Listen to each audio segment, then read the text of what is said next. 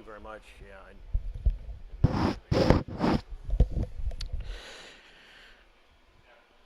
And a pleasant good afternoon, everybody, and welcome to Yolo High Wheelers Baseball from Dobbins Stadium here in Davis, California. It is the visiting Boise Hawks and the hometown Yolo High Wheelers. And Yolo so far, rude hosts to the Boise Hawks. Yolo has won the first 4 games.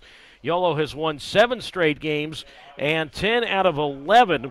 And coming into today, how about this? The Yolo High Wheelers are just a half game back of Oakland for first, along with Boise. So Boise and Yolo both 21 and 13 in the second half. Oakland 22 and 13 in the second half. Actually, it's let me correct that. They're all tied for first. The stat sheet I am reading is not accurate. They're on a first place tie. So Oakland is 21 and 13. Boise 21 and 13, and Yolo 21 and 13. But Yolo has won 10 out of 11. And a 3-way tie for first, along with Oakland and Boise.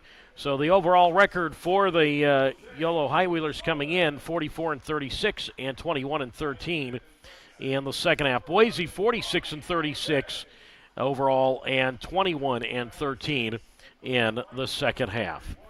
So the High Wheelers are going for 8 straight wins here this afternoon. The Boise lineup under manager Gary Van Tol. Leading off and playing left field is Michael O'Hara.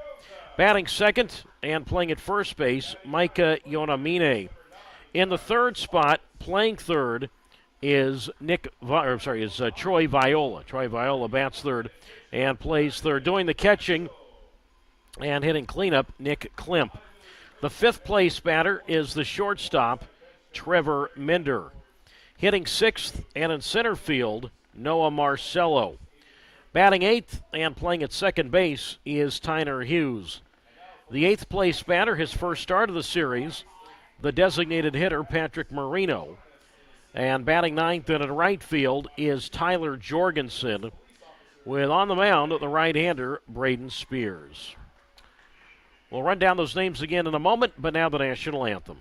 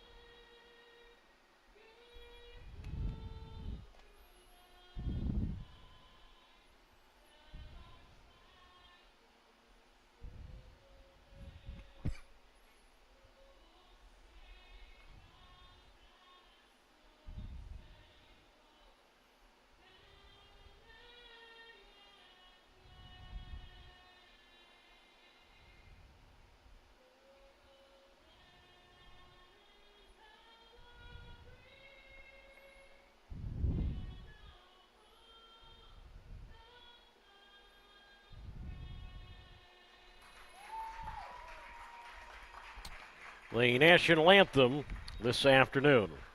Again, for the Boise Hawks and manager Gary Van Tol, it's O'Hara, Yonamine, and Viola, Klimp, Minder, and Marcello, Hughes, Marino, Jorgensen, and the right-hander Spears on the mound.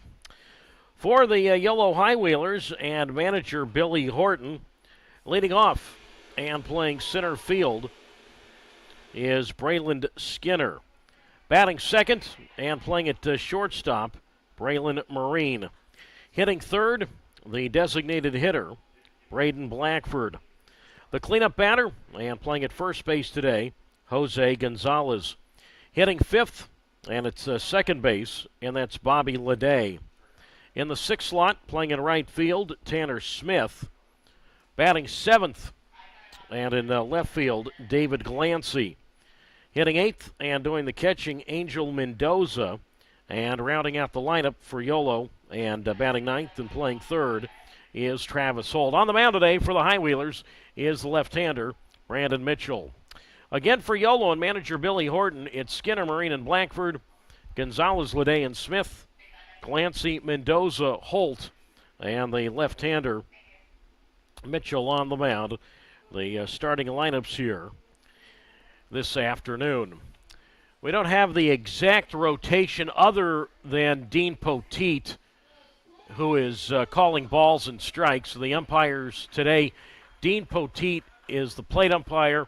The umpires on the bases, I just don't know who is working which base, but the umpires on the bases are Jim Richens and Bill Shortridge. We will try to get you the proper alignment when, obviously, we hope to get word soon on that. I realize a lot of you are probably losing sleep over that. Mentioned that the High Wheelers have won 7 in a row and 10 of 11. Meanwhile, Boise has dropped 7 consecutive games.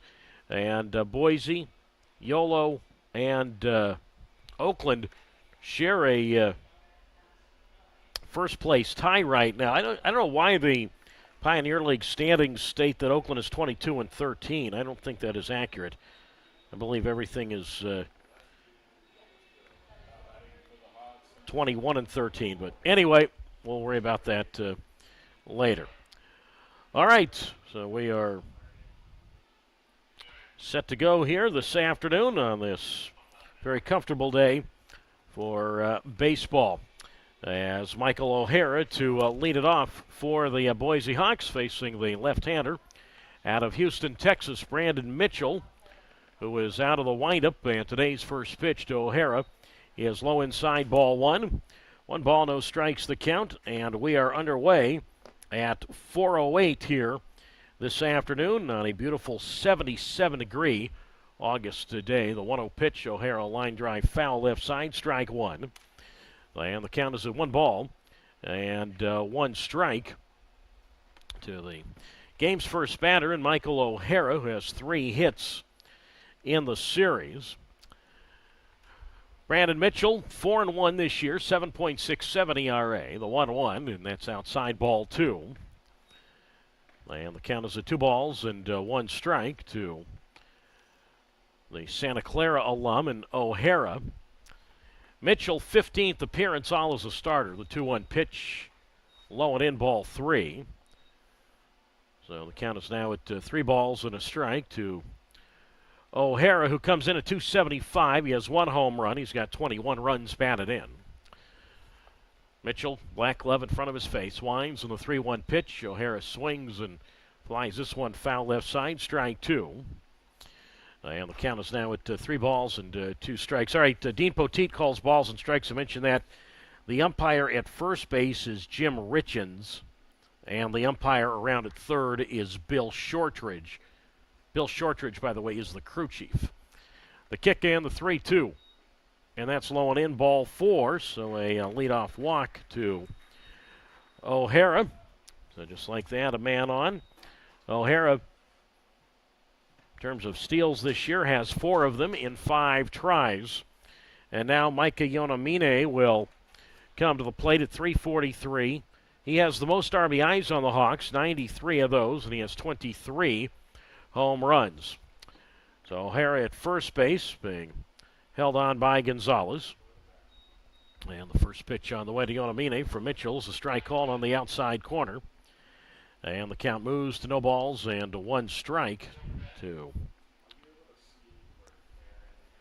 Yonamine. And the 0-1, and Micah swings, and high pop-up foul right side, strike 2. And the count is now at no balls and 2 strikes to the former Philly farmhand and Micah Yonamine. So no score, top half of the first inning. And O'Hara, the runner at first base, being held on by Gonzalez. Mitchell mentioned 15th appearance this year. All have been as a starter.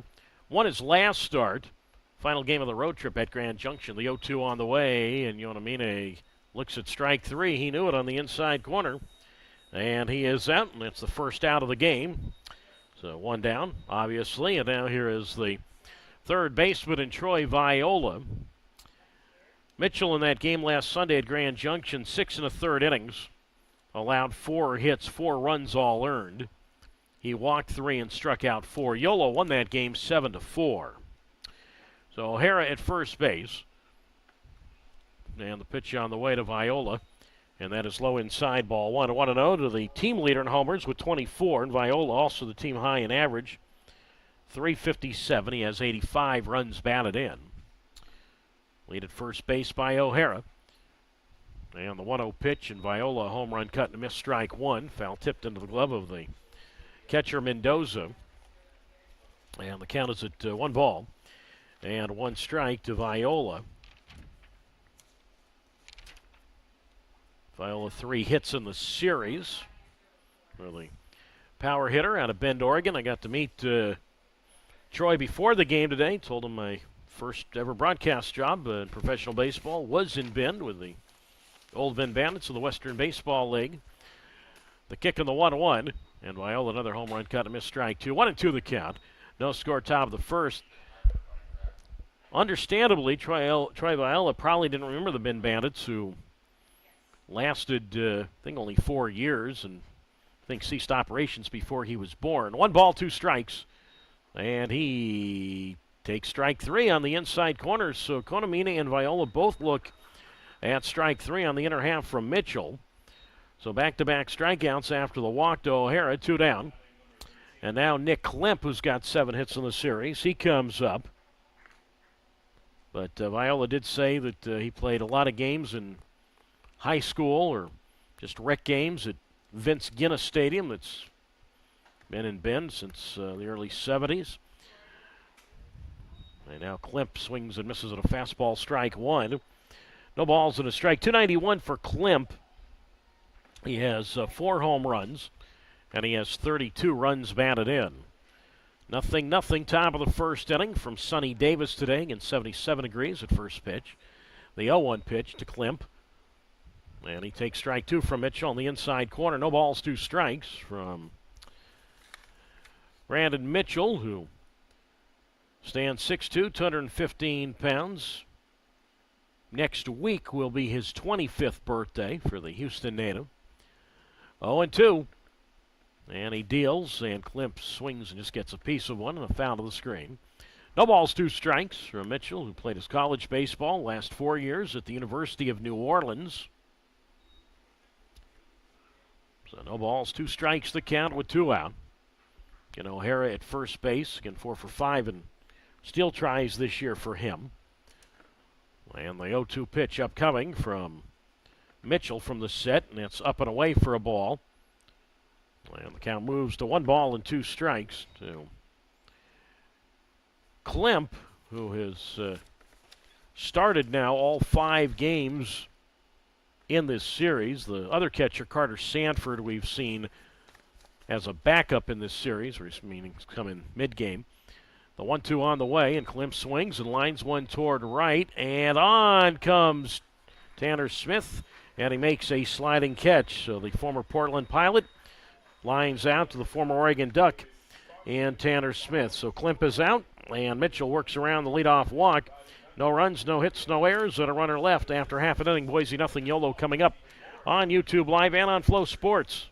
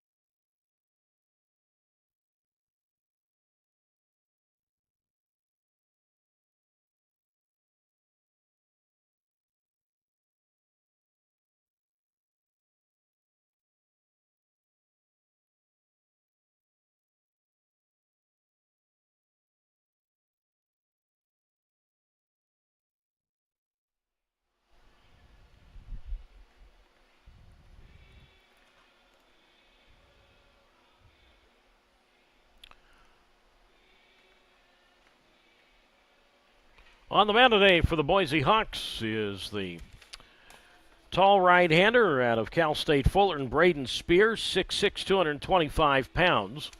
We go to the bottom half of the first inning. No score, Yolo and Boise. Doug Greenwald with you on YouTube Live and on Flow Sports. And the High Wheelers have won 7 straight games and 10 out of their last 11. You know, when I signed off yesterday, I mentioned that the High Wheelers had won 9 out of 10. Well, and that's correct. I mean, that is a true statement. I just shortchanged them. They've actually won 10 out of their last 11. So on to the bottom half of the first inning. And Braylon Skinner leads it off, and Spears kicks, and his first pitch is low outside, ball 1. And the count is at 1 ball. And no strikes to Braylon Skinner. He'll be followed by Braylon Marine and Braden Blackford. So we have Braylon, and Braden, the top 3. The 1-0 pitch outside, ball 2. And the count is at 2 balls and no strikes to Skinner at 293. He has 7 home runs, and he has 42 runs batted in. No score, bottom of the first inning. Yolo and Boise. And the pitch on the way, and that is up and in, ball 3. So the count moves now to 3 balls and no strikes to Braylon Skinner against Braden Spears. And the pitch, and that's a strike called on the outside corner, 0-1. So in this inning, folks, we're going to have Braden against Braylon, Braden against Braylon, and then we're going to have Braden against Braden, but the 2 Bradens are spelled differently. Just wanted to make that easy for all of you. The 3-1 pitch, and that's strike 2 called on the inside corner. So 3 balls and 2 strikes the count. So, of course, Yolo's Braden Blackford's capital B-R-A-E-D-O-N. The Boise pitcher, Braden Spears, capital B-R-A-Y-D-E-N. 3 balls, 2 strikes, and the payoff. And that's low inside, ball 4 to Skinner. So a good start for the High Wheelers here in the bottom of the first inning. Each team in this first inning has had the leadoff man walk. And Skinner right now just trying to get on any old way. Hitless in his last 11 at-bats entering play today. So he'll go down to first base where obviously he's got speed. Most of you know that. 3rd in the league in steals with 35. And now, man who is definitely not slumping, Braylon Marine comes up. So Skinner at first, no score, bottom of the first. And Spears deals, and Marine takes, and that's on the inside corner, 1-1. Marine is the team's leading batter at .396. That's 3rd best in the Pioneer League. It's also 10th in the league in hits with 111. No score, bottom of the first inning, Yolo Boise. And Spears deals, and that's swung on. Chopped towards second base. Short hop by Hughes, goes to Minder at second, and they get the out there, the force on the sliding Skinner. So Marine is at first. He's now 0 for 1, 4-6 on the force at second. Nothing. Bottom of the first inning, Yolo and Boise. So now here is the designated hitter in Braden Blackford. So Marine becomes the runner at first base. 20 steals this year for Marine. He's been caught 5 times. And now Blackford digs in at .328, 12 homers, 53 runs batted in. So the all-Braden matchup with different spellings. There goes Marine. Pitch taken outside, throw to second base, and Marine is safe with a dive. Steal 21 for Marine.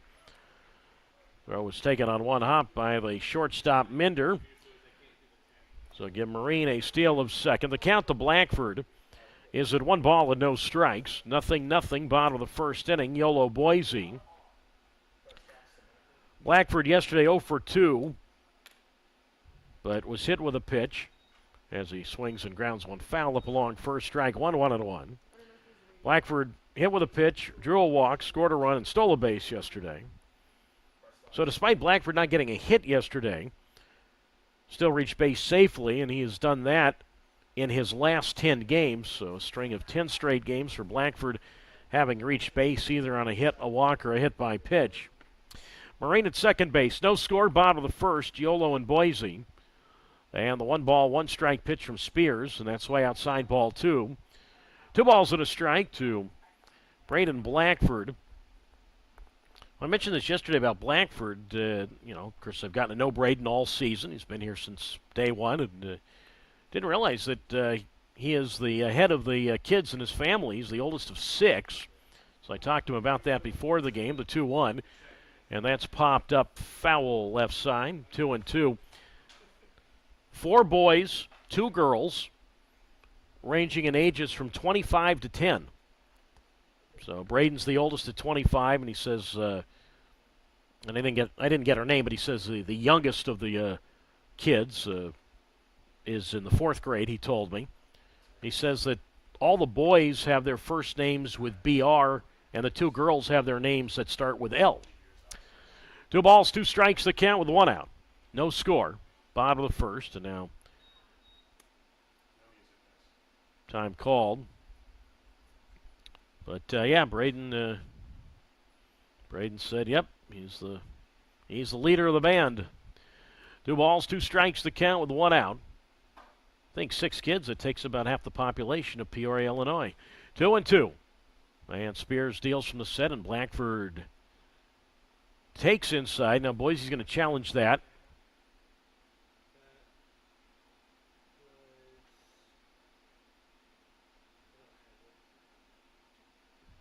We're awaiting the verdict. And they're going to call that, the computer says strike 3. And Blackford, who has been the victim of a lot of overturned calls. It seems like the TrackMan seems to pick on Blackford all year. Braden and I have talked about that during the season, and Blackford just kind of looked up and said, well, it's par for the course this year. So Blackford, as it turns out, is down on strikes looking. First strikeout for Spears, 2 down. And now Jose Gonzalez bats, no score, bottom of the first. Yolo and Boise. 364 for Gonzalez, a team high in homers and in RBIs, 17 and 72 respectively. And he takes a big swing and a miss. Strike 1 from Spears. No balls and 1 strike to Jose Gonzalez. 1 for 3 yesterday. Had the big 2-out, 2-run third inning triple, the 0-1. And a swing and a miss, strike 2-0-2. I say it was big because Yolo had just taken a 2-1 lead on a 2-run, 2-out double by Braylon Marine. And then Gonzalez, a couple batters later, able to add to that lead with that 2-run triple. Jose comes in 9th in the Pioneer League and hitting at 364. Marine at second, the 0-2, and Gonzalez fouls one at the plate. And the count remains at no balls and 2 strikes from Braden Spears. Mentioned went to Cal State Fullerton. And he was a teammate at Fullerton with now Yolo pitcher Cameron Rapetti. So no balls and 2 strikes the count with Bobby Leday on deck. 0-0. Lead at second by Marine and the pitch, and Gonzalez takes outside ball 1. 1 ball, 2 strikes. So we know that Cameron enjoys the conversation. Cameron is never shy of letting us know how he feels or wanting to voice opinion. So I asked Braden Spears, I said, was Rapetti like that in college? He looked at me and says, oh, yeah. 1 ball, 2 strikes. He delivers, and Gonzalez swings. Ground ball up the middle, center field, base hit. Rounding third is Marine, and he will score easily standing up with the game's first run. And it's 1-0 Yolo. So Gonzalez now his team best 73rd run batted in. So Marine reached on to fourth, stole second, and that steal helped set up that run. The ball was hit just to the second base side of the second base bag, and eventually the center fielder Marcelo got the ball in towards second. So it's 1-0 Yolo, and now it's Bobby Leday, who did not play yesterday. And Spears deals, and Leday takes, and that's a strike at the knees. No balls and 1 strike to Leday at 334, 15 home runs. He has 70 runs batted in. Gonzalez 8 steals. He's been caught 3 times, and the pitch to Leday from Spears outside ball 1. And the count moves now to 1 ball and 1 strike. with a 1-0 advantage for the Yolo High Wheelers, bottom half of the first inning. And the pitch on the way to Leday, foul to the backstop, strike 2. And the count moves now to 1-2 strikes from Spears, who is 23 years old. 1-2 strikes the count. And the pitch to Leday, swing and a miss, strike 3. Fastball in the outer half, and Leday is out. Leday, by the way, coming in with a 10-game hitting streak, and he'll certainly have a few more chances today to try to extend that. Second strikeout for Spears. RBI single Gonzalez, 1 run, 1 hit, no errors, and a runner left. When we go to the second inning, it is 1-0 in favor of the Yolo High Wheelers on YouTube Live and on Flow Sports.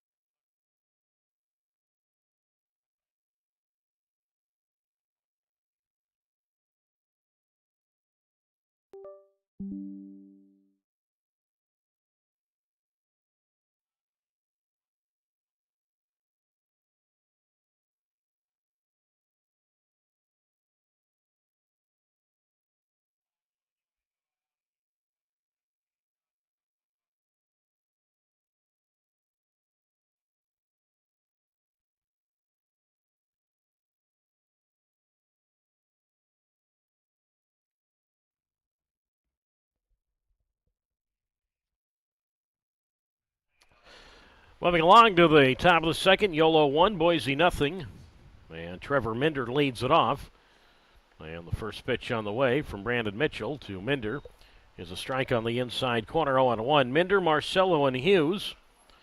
5, 6, and 7 to face Brandon Mitchell, who is out of the windup in the 0-1 pitch. And that is low inside, ball 1.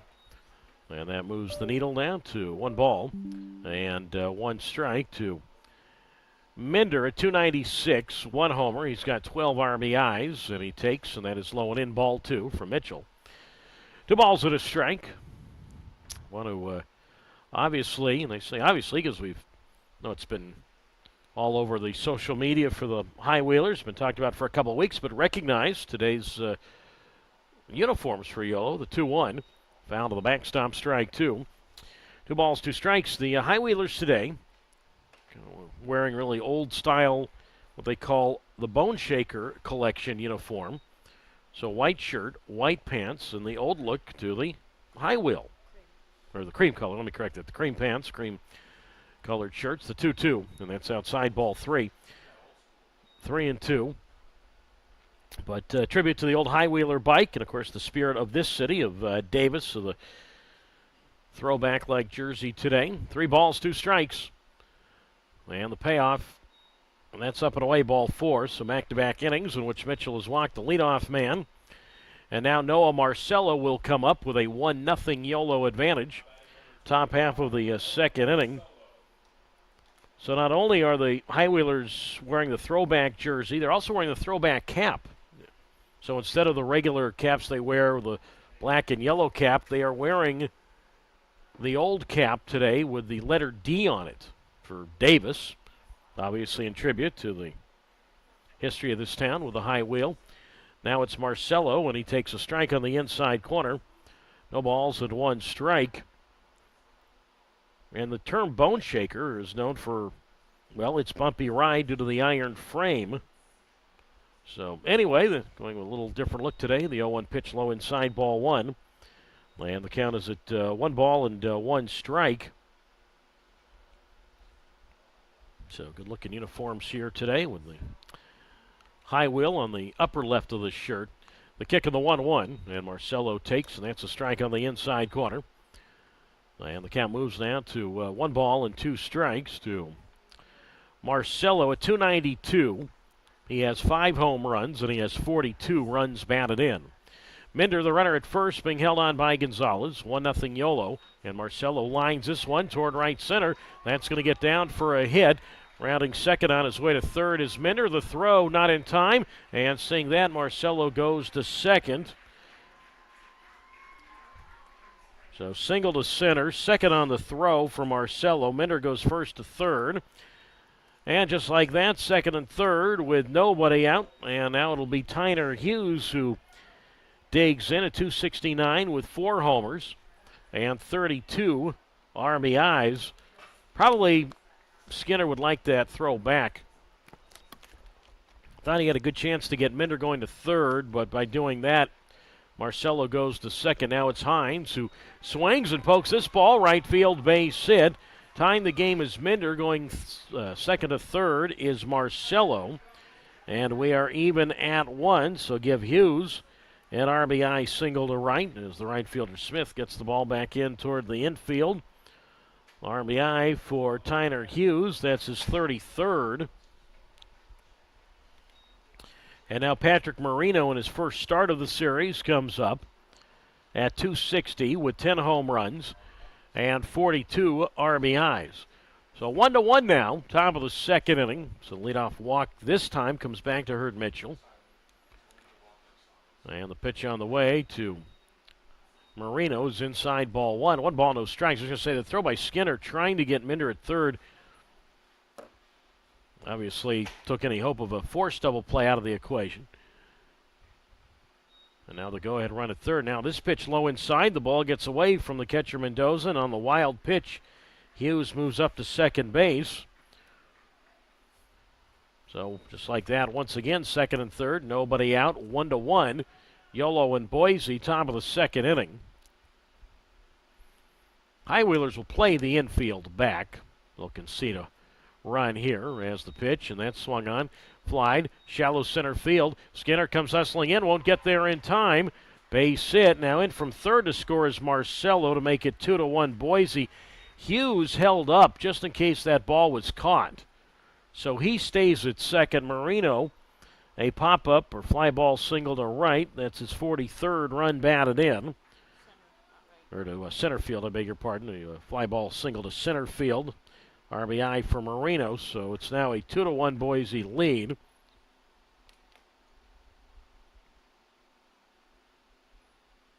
As I said, in fairness there to Hughes, he had to hold up because let's say Skinner catches that ball, then safe to say it would have been a double play. If Skinner had got that ball, he could have just run it in himself to touch second base. So Hughes holds at second. Marino is at first. 2-1 now Hawks. Still nobody out. And now Tyler Jorgensen bats at 239, 2 homers, 50 RBIs, and he drops a bunt up on the grass third base side. Hold up with it, he has 1 play, and that's to the first baseman Gonzalez. So the sacrifice bunt moves Hughes to third, Marino to second. So Jorgensen is the first out in the top of the second inning, a 2-1 advantage for the Hawks. And now it's second and third, and for the second time in as many innings, Boise will go to the top of its order for the left fielder, Michael O'Hara. Yolo will keep its infield back, and the pitch low outside, ball 1-0. Mitch, a nice day to be out here. We've got some folks at the ballpark, a lot of folks who are Boise fans, and again, the Hawks do have quite a few players from California. This is one of them in O'Hara, who talked about out of San Ramon Valley High School in the East Bay. The 1-0 pitch, and that's dribbled foul up along first, strike one. One ball, one strike, and a 2-1 Boise lead, top of the second.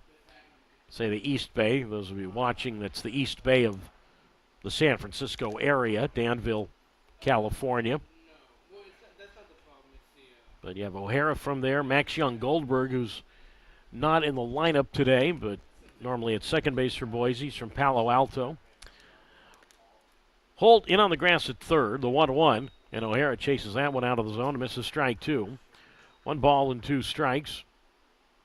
Marcelo, who's from Redwood City, which is not far from Palo Alto.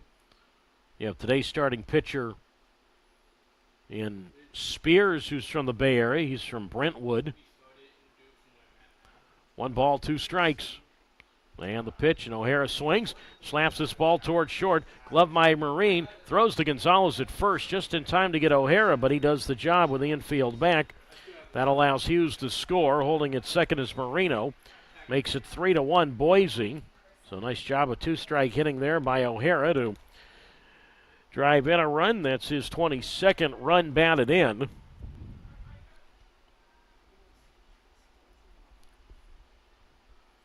And now it's Yonamine who bats. The leadoff walk has now been a springboard for at least a three-run Boise inning. And now Yonamine takes outside ball one.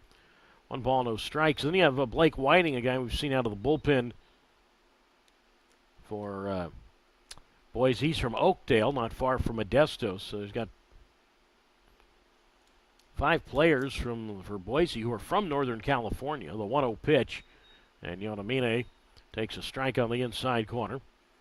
One ball and one strike, so understandably you're going to have quite a few people who are here from the Bay Area to watch the Hawks. One ball, one strike. And the pitch, and Yonamine takes up and away from Mitchell, ball two. And the count moves now to 2 balls and a strike. So 3 runs, 3 hits, no errors for Boise. A run, a hit, no errors for Yolo. And this, as I said, very pleasant late August afternoon here in Yolo County. The 2-1 pitch, and Yonamine a swing and a foul to the screen, strike two.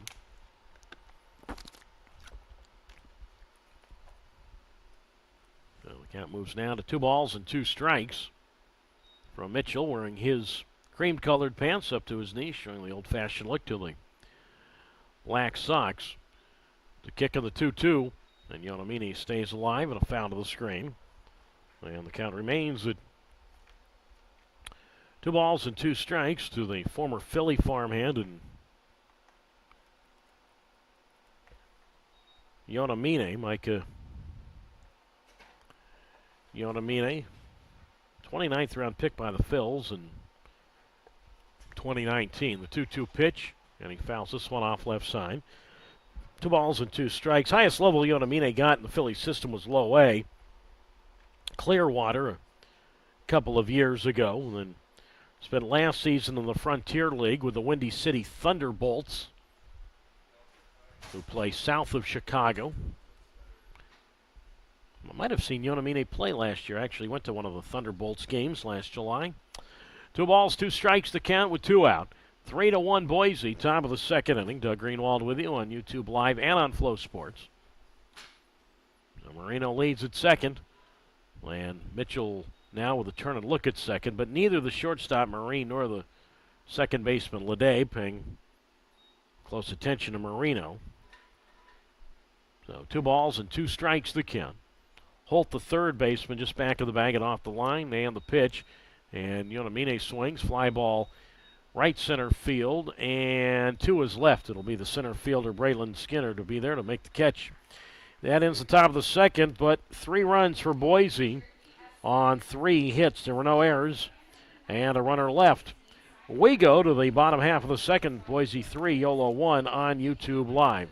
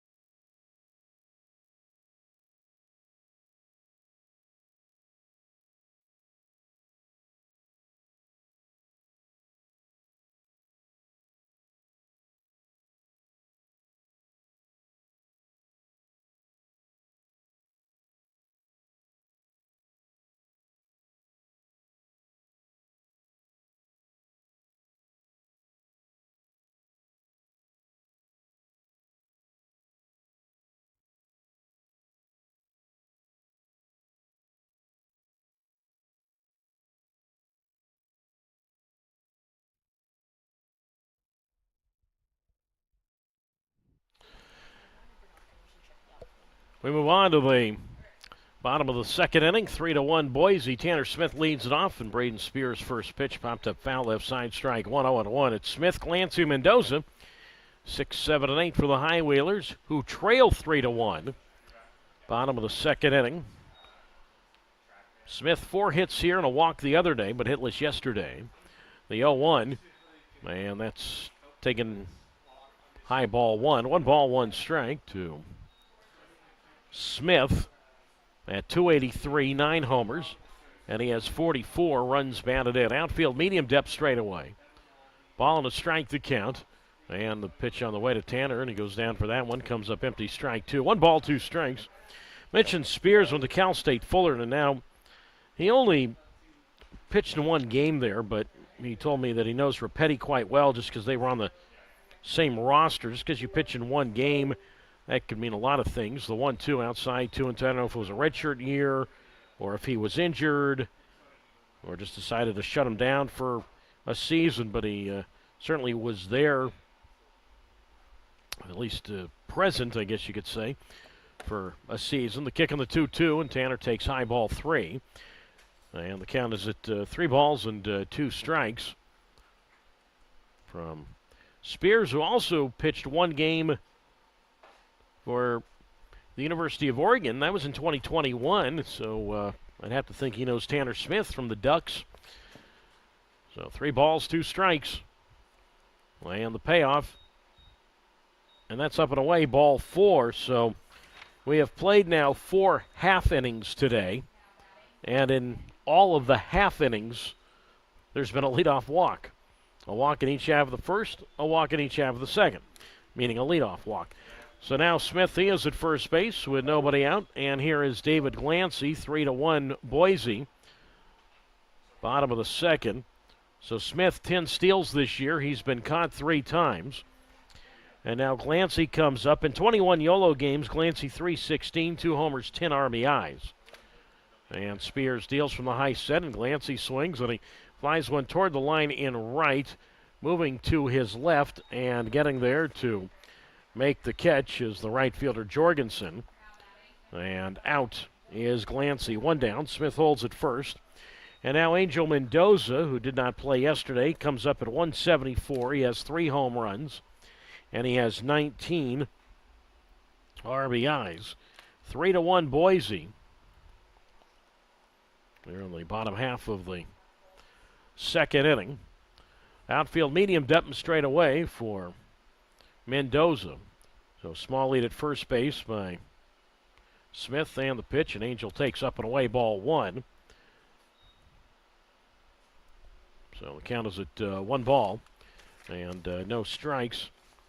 Mendoza been hitting a little better lately. 5 hits in his last 6 games. He has 8 hits in that span. 1 ball, no strikes. And the pitch, and Mendoza takes, and that's at the knees for a strike. Ball and a strike to count. So Angel, in his last game, which was 2 days ago, that 11-0 Yolo win, the complete game 3-hit shutout by Cameron Rapetti, which Mendoza caught. But Mendoza, good job on both sides of the ball, obviously pitch calling and hitting, the 1-1. And that's strike 2 called on the outside corner, 1-2. Mendoza in that game here on Thursday had 3 hits, which was his first 3-hit game of the year, and also had a triple, his first 3-base hit of the year. 1 ball, 2 strikes, 3-1 Hawks, bottom of the second. Smith at first, being held on by Yonamine, and now Spears steps off the rubber.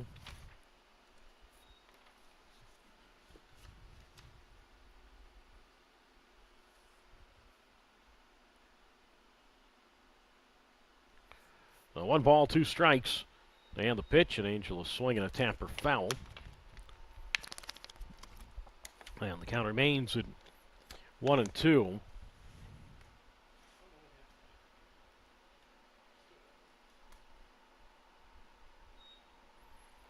Talking about Spears and the various places he was matriculated in college. 1 ball, 2 strikes. There goes Smith. Mendoza swinging a miss, strike 3, throw to second, and Smith is safe.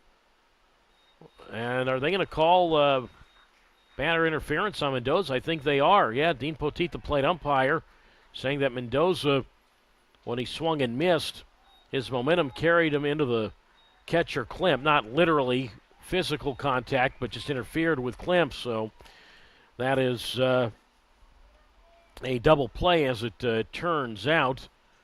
And we'll score that for you when we get back. So the inning is over. Mendoza strikes out swinging, and that is the third strikeout for Spears. We'll give you the other half of the scoring in a moment. No runs, no hits. There were no errors, and nobody left after two. It's Boise 3 and Yolo 1 on YouTube Live and on Flow Sports.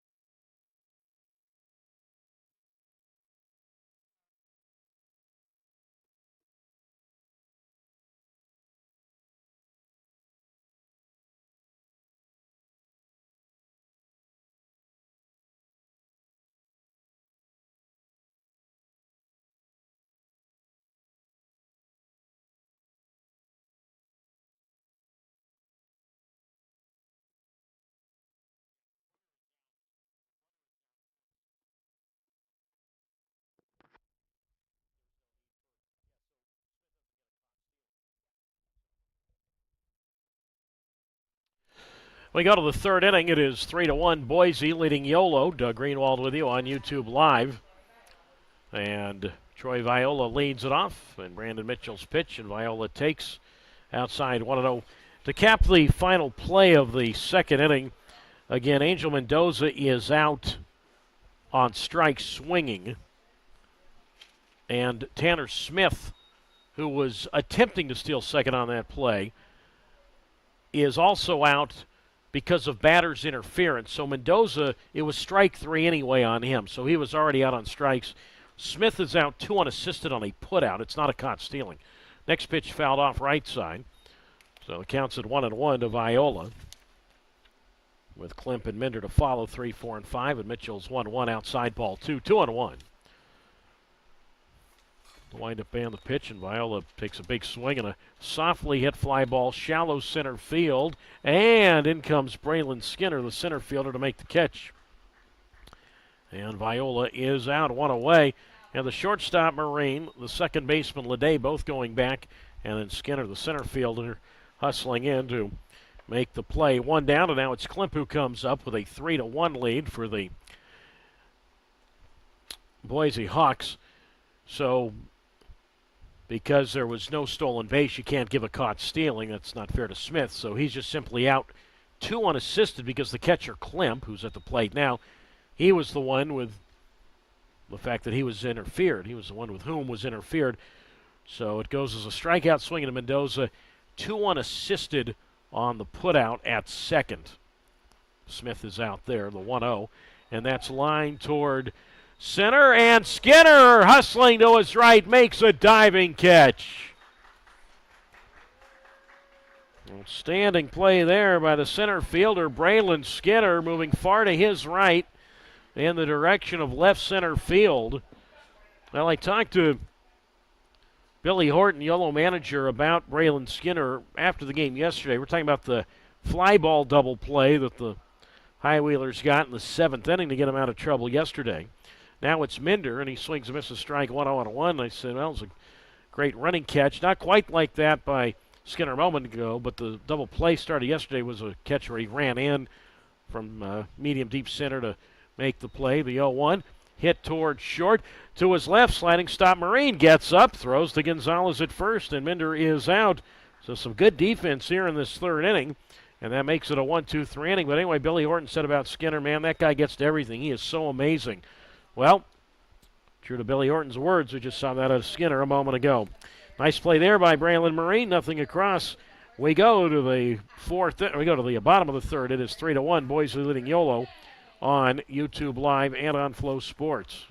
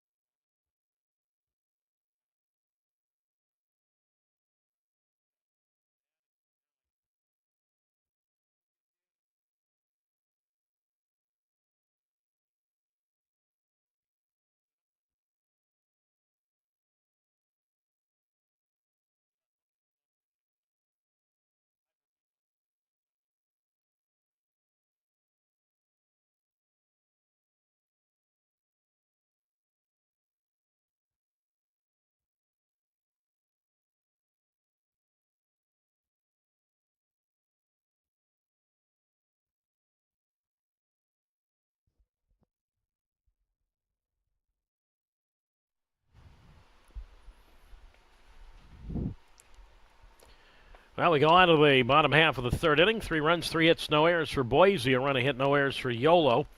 Again, tomorrow, 4 o'clock first pitch here to wrap up this 6-game set with the Hawks. Travis Holt gets it going, and Braden Spears pitch, and that's up and away, a ball, no strikes. So tomorrow we'll start the YouTube live feed and the Flow Sports feed at 4 o'clock Pacific time, 4 p.m. Starters we saw here on Tuesday night will be the same starters tomorrow, the 1-0. And that's a strike on the outside corner, 1-1. Luke Malone will pitch for Boise. And it'll be right-hander Ben Ferrer for Yolo, both Malone and Ferrer. Deal from the right side. 1 ball, 1 strike. 3-1 Boise. Bottom of the third, and Holt takes this one outside, ball 2 from Spears. And the count's at 2 balls and 1 strike. Holt, as a member of the High Wheelers, 6 for 35, 171, no homers. And he has 4 runs batted in. White pants up to his knees, showing the thick black socks. 2 balls, 1 strike.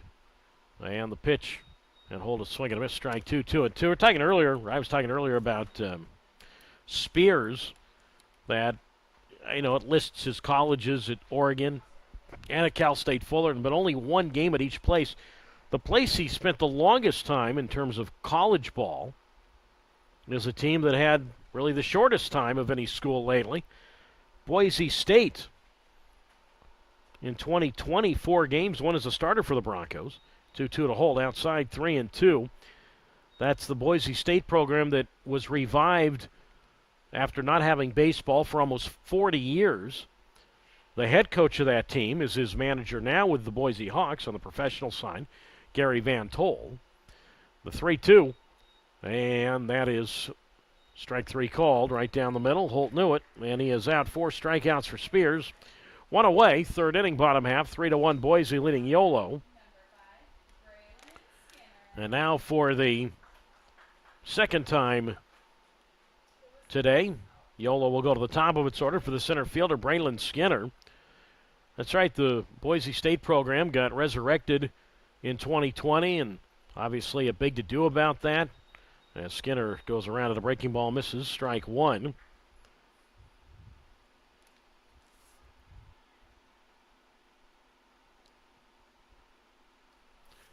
And the count is at no balls and a strike. Skinner walked in the first, the 0-1, and that's outside ball one. And the count is at 1 ball and 1 strike, 3-1 Boise, bottom of the third inning. So Gary Van Tol, we've talked a lot about Gary, longtime Boise area resident and player development man on the Cubs system. The kick on the 1-1, popped up foul left side, 1-2, and then who better than to really be the head coach with the new Boise State baseball team was Gary Van Tol, who, while with the Cubs, served as a scout, served as the manager in the Northwest League, certainly scouts the Northwest, and obviously could recruit that area heavily to get Boise State back on the map in terms of baseball. The 1-2, and that's outside ball two, and the count now at 2 balls and 2 strikes, 3-1 Boise leading Yolo, bottom of the third inning. But unfortunately, we all know what happened in the spring of 2020.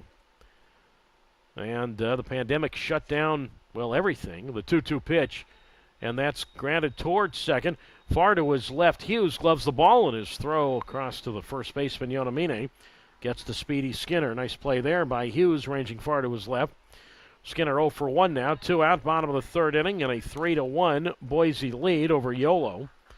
And here's the shortstop, Braylon Marine, who's 0 for 1, a steal and a run scored.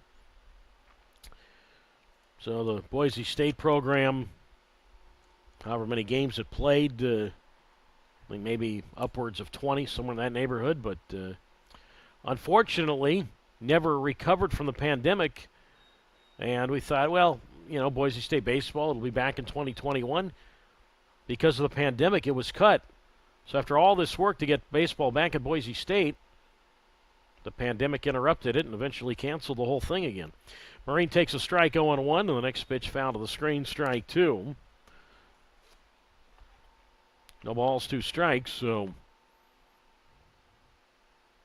that season for Boise State, they played actually 14 games. I just looked up their record. They were 9-5 that year. The 0-2, and Marine takes a big swing, and he pops this one up. Shallow right field, Jorgensen in the sun, and the right fielder, Tyler Jorgensen, makes the catch, and Yolo goes in order in the third.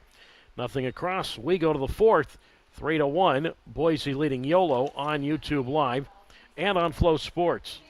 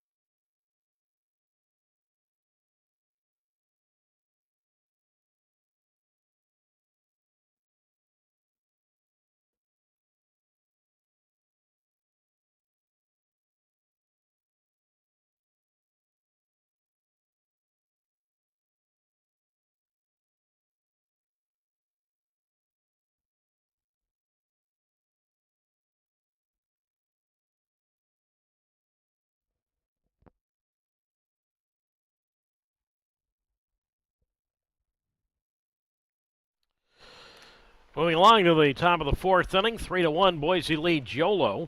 Doug Greenwald with you on YouTube Live and on Flow Sports.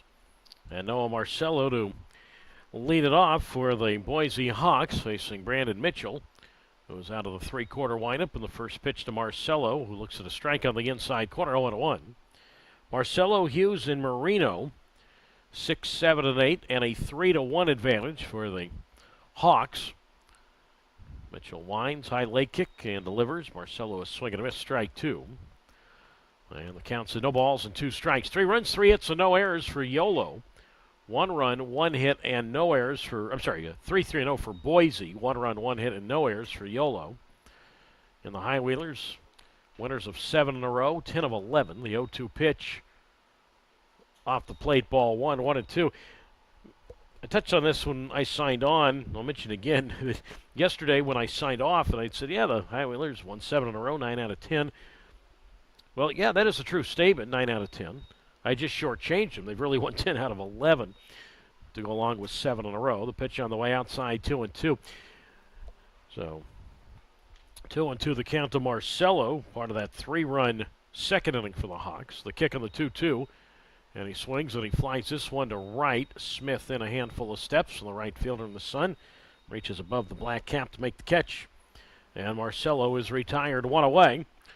And now it is the second baseman, Tyner Hughes, who got the Hawks on the board with an RBI single and a run scored. I was talking about Gary Van Tol, the manager of Boise. And, you know, when short season baseball got swept aside by Major League Baseball, as Hughes fouls one at the plate, strike 1. No balls, 1 strike. 3-1 Boise leading Yolo top of the fourth. To recall, after the 2020 season, there was no affiliated minor league baseball that year because of the pandemic. So, beginning in 21, the short season version of the Northwest League went away. It went to full season. The Pioneer League, as you know, departed affiliated ball and went into the independent side, the MLB Partner League side. The 0-1 pitch is outside, ball 1. 1 ball, 1 strike. Gary Van Tol was such a big part of the Northwest League era of organized baseball in Boise with the Cubs, and managed 1 year in Eugene when the Cubs had a team there. The 1-1 pitch outside, ball 2. 2 balls and a strike. Well, one of the players, Gary Van Tol, managed in the Cubs system, was the son of a Hall of Fame player, and maybe probably the best player ever in that particular sport. The 2-1, fouled the plate, strike 2, or swung on and missed, I guess, strike 2. 2 balls, 2 strikes. No, he did not manage Babe Ruth's son. No, he did not manage Jerry Rice's son. He managed Wayne Gretzky's son, Trent Gretzky, who was a minor league player in the Cubs chain. The windup in the 2-2, and that's hit sharply toward short. A couple of steps to his left. Marine gloves the baseball and throws over to Gonzalez at first. And Hughes is out, 2 away, top of the fourth inning, and a 3-1 Boise lead over Yolo. Top half of the fourth. And that'll bring up the designated hitter, Patrick Marino. Boise 3, Yolo 1, top of the fourth inning. But that's right, Trevor Gretzky played in the Cubs system under Gary Van Tol.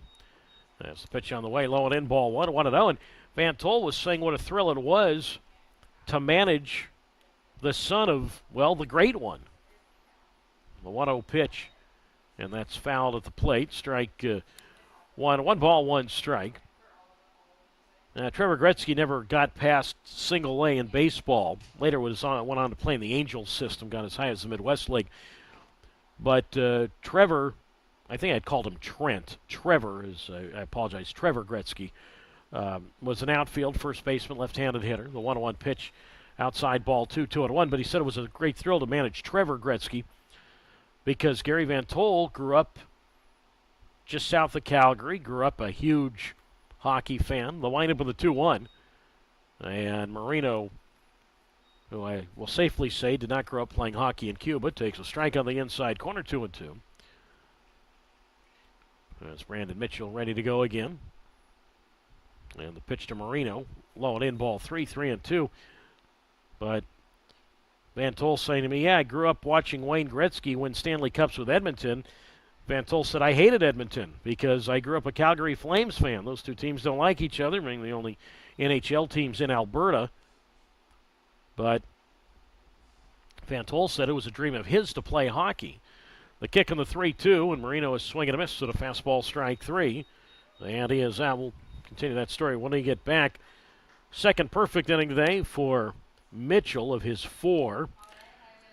Third strikeout for Mitchell, nothing across. We go to the bottom of the 4th, 3-1 in favor of the Boise Hawks over the Yolo High Wheelers on YouTube Live and on Flow Sports.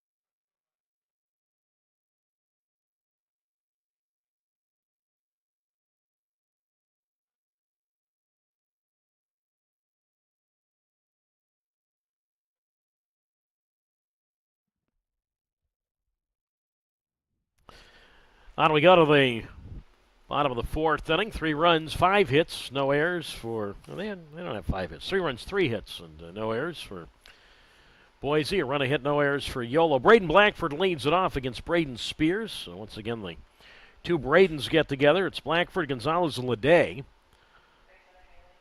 3-4-5 in the first pitch to Blackford. Swing and a miss, strike 1-0-1. Braden Blackford, that is, struck out looking on a contested call, a challenged call in the first inning. So the track man ended up striking out Blackford on that one. The 0-1 pitch goes down for this one, comes up empty 0-2. We're talking before about the Boise manager, Gary Van Tol, who managed Trevor Gretzky in the Cubs system, and what that was like to manage the son of, I think, really unarguably the greatest hockey player of all time. As the pitch is low and in, ball 2, 1-2 the count. Trevor played for Boise in 2013. The 1-2 here, outside ball 2, 2-2. But Van Tol just said it was crazy. He says just the fact that, growing up in Canada, and we all know what the most popular sport north of the border is. 2 balls, 2 strikes. 3-1 Boise, bottom 4, and the pitch, and Blackford a grounder foul up along first. 2 balls and 2 strikes, and yes, the fact that Gary Van Tol did get to meet Wayne Gretzky. Boise had a series in Vancouver, part of the old Northwest League, and it was the first time that Trevor got to play professional baseball in Canada, the 2-2, and that's outside ball 3, 3-2. And understandably, the media turnout was unbelievable. Gary Van Tol saying to me that there was a huge press conference for Trevor Gretzky when the Hawks went up to Vancouver. It was the first day in. The kick in the 3-2, and Blackford drives this one toward left center field. That's going to get down for a hit. Far to his right, the center fielder Marcelo up with the ball, and Blackford has himself a single. 11 straight games now for Blackford, and he's reached base safely. And the leadoff man on for Jose Gonzalez, 3-1 Boise, bottom of the 4th inning. But Van Tol said that whether it be print media, any form of electronic, video media, social media, a one-day press conference. Trevor, and he said Trevor was a great, great guy, but Trevor was not going to do any one-on-ones, but he would give a press conference for everybody. And when they got to Vancouver that first day in, the media turnout was unreal. Now it's Gonzalez who takes outside ball one. And the count's at 1 ball and no strikes. So Blackford, he is the runner at first base with nobody out. Braden 5 steals. He's not been caught. 3-1 in favor of Boise. Bottom of the 4th inning. And Spears from the high set deals. And Gonzalez, the tying run, takes a strike on the inside corner. And the count's at 1 ball and 1 strike. Jose, an RBI single in the first inning. Third baseman Viola well off the bag, or off the line, the 1-1. Late swing and a miss, strike 2 from Spears. So the count moves now to 1 ball and 2 strikes. Yeah, Trevor Gretzky eventually got to play independent league ball in the Can-American League and a couple of places in Canada. The 1-2 to Jose, breaking ball. Strike 3 called outside corner. And he is out, and that's the 5th strikeout for Spears. 1 down. 3-1 Boise, and now Bobby Lede comes up. But, yeah, Trevor played in the Cubs system. Played 27 games for Boise in 2013. Then went over to the Angels chain. And then played in Quebec and Trois-Rivières in the 2 teams that are now in the Frontier League, but at the time the Canadian American Association, which was professional baseball. Now Lede struck out swinging in the first, and he takes a breaking ball for a strike on the inside corner. And the count is at no balls and 1 strike to Lede, who is the tying run. He's got 15 home runs this year, and he takes outside ball 1 with Blackford at first. And the count is at 1 ball and 1 strike from Spears. Mentioned grew up in the Bay Area, grew up in Brentwood, east of Oakland. I guess you could say Brentwood would be more toward, as you're heading towards Stockton, but anyway, out in the outer reaches of the East Bay. The 1-1 pitch. Hit deep in the hole at short. Backhand grab by Minder, goes to use it second for 1. On to the first baseman, Yonamine, not in time. So Blackford forced at second after sliding in there. 6-4 on the force. Nice play by Minder going deep in the hole at short. Lede now 0 for 2. He's at first base. It is a 3-1 advantage for the Boise Hawks over the Yolo High Wheelers in the bottom of the 4th inning. And now Tanner Smith comes up. But Spears, All-Bay Valley Athletic League second team as a baseball player. And guess what sport, the other sport he played in high school where he was an MVP? As the pitch to Smith taken for a strike 0-1. No, it was not hockey. He was a 2-year letter winner in baseball and also in water polo. Not a sport that I know a whole lot about. That's water polo, that is. As the pitch to Smith is a high chopper foul up along first, 0-2. Some might question how much you know about baseball, but I say no more about baseball than water polo. I'll leave it at that. But so I thought when somebody talked about water polo, I thought that involved horses. But I just couldn't picture horses going in a swimming pool for that long a time. And someone explained to me that's just regular polo. Horses on a grass surface, not water polo. The 0-2, and that's outside ball 1. And the count is at 1 ball and 2 strikes. I was wondering how athletic those horses were in that water, and then it was explained to me that, as I said, that human beings perform water polo, and horses, or people on horses, play regular polo. So glad that somebody pulled me aside to explain that to me one day. 1 ball, 2 strikes. Smith walked in the second inning. And the kick on the pitch, and Tanner swings, slaps this ball to shortstop. Minder gloves it, and he'll go the long way to Yonamine at first. And Smith is out now 0 for 1. And Spears works around the leadoff single. No runs, 1 hit, no errors, and a runner left. We go to the 5th inning. 3-1, Boise leads Yolo on YouTube Live and on Flow Sports.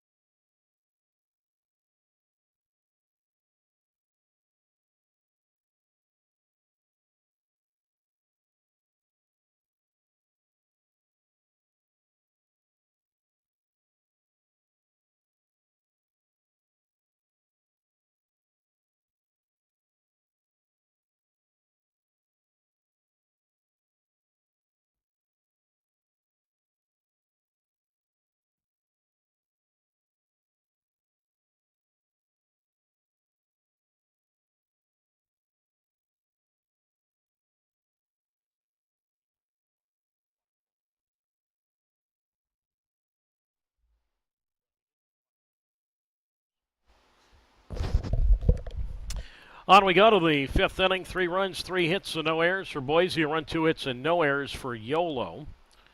And Tyler Jorgensen leads it off, facing Brandon Mitchell, who delivers. And that's a breaking ball, swung on a missed strike 1.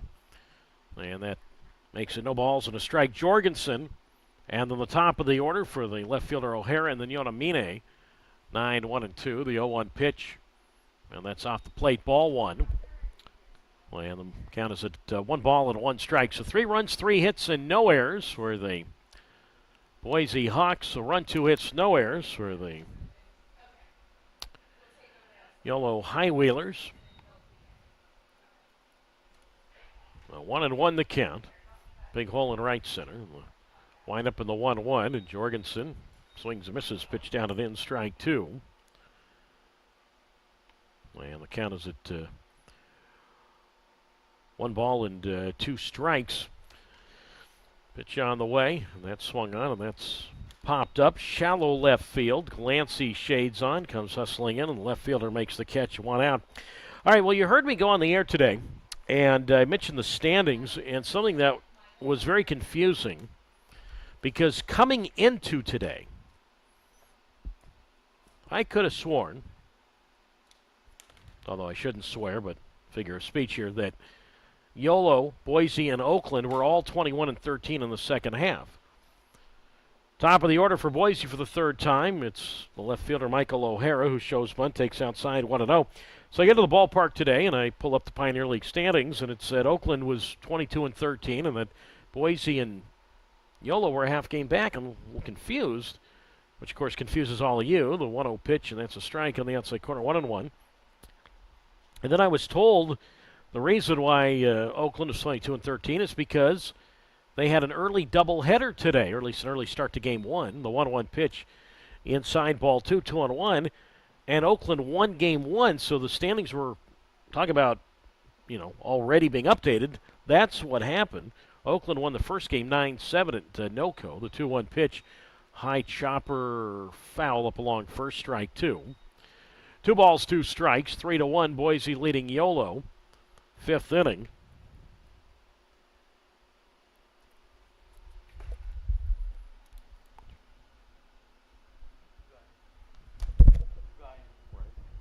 So Ryan, who works here in our press box, said to me, well, Oakland had a doubleheader today, and that's why when you looked at the Pioneer League standings a few moments ago, that's why they had a half-game lead. And I said, well, that explains it. So, Ryan, thank you. I'll line up in the 2-2. And a swing and a miss. So O'Hara chased that one well out of the zone. Strike 3, and he is out. 4th strikeout for Mitchell. 2 away. 3-1 in favor of the Boise Hawks. We're in the 5th inning. The top of the 5th. And now Yuba-Sutter comes up for the 3rd time. He's 0 for 2. Well, the second game, Oakland in the bottom of the 7th. And remember, there are 7-inning games in minor league doubleheaders. Oakland leads in Northern Colorado 9-8. Now Yuba-Sutter, a dry foul right side, strike 1-0-1. So Oakland, a chance to sweep that doubleheader. Now they will not play tomorrow. So that will offset when Boise and Oakland play, or Boise and Yolo play tomorrow. The 0-1 pitch, and that's outside for a ball, 1-1. So Oakland will have 2 days off, and I guess Northern Colorado will as well. But in terms of the 3 teams fighting for the 2 playoff spots, the 1-1, Yuba-Sutter, a swing and a miss, strike 2, 1-2.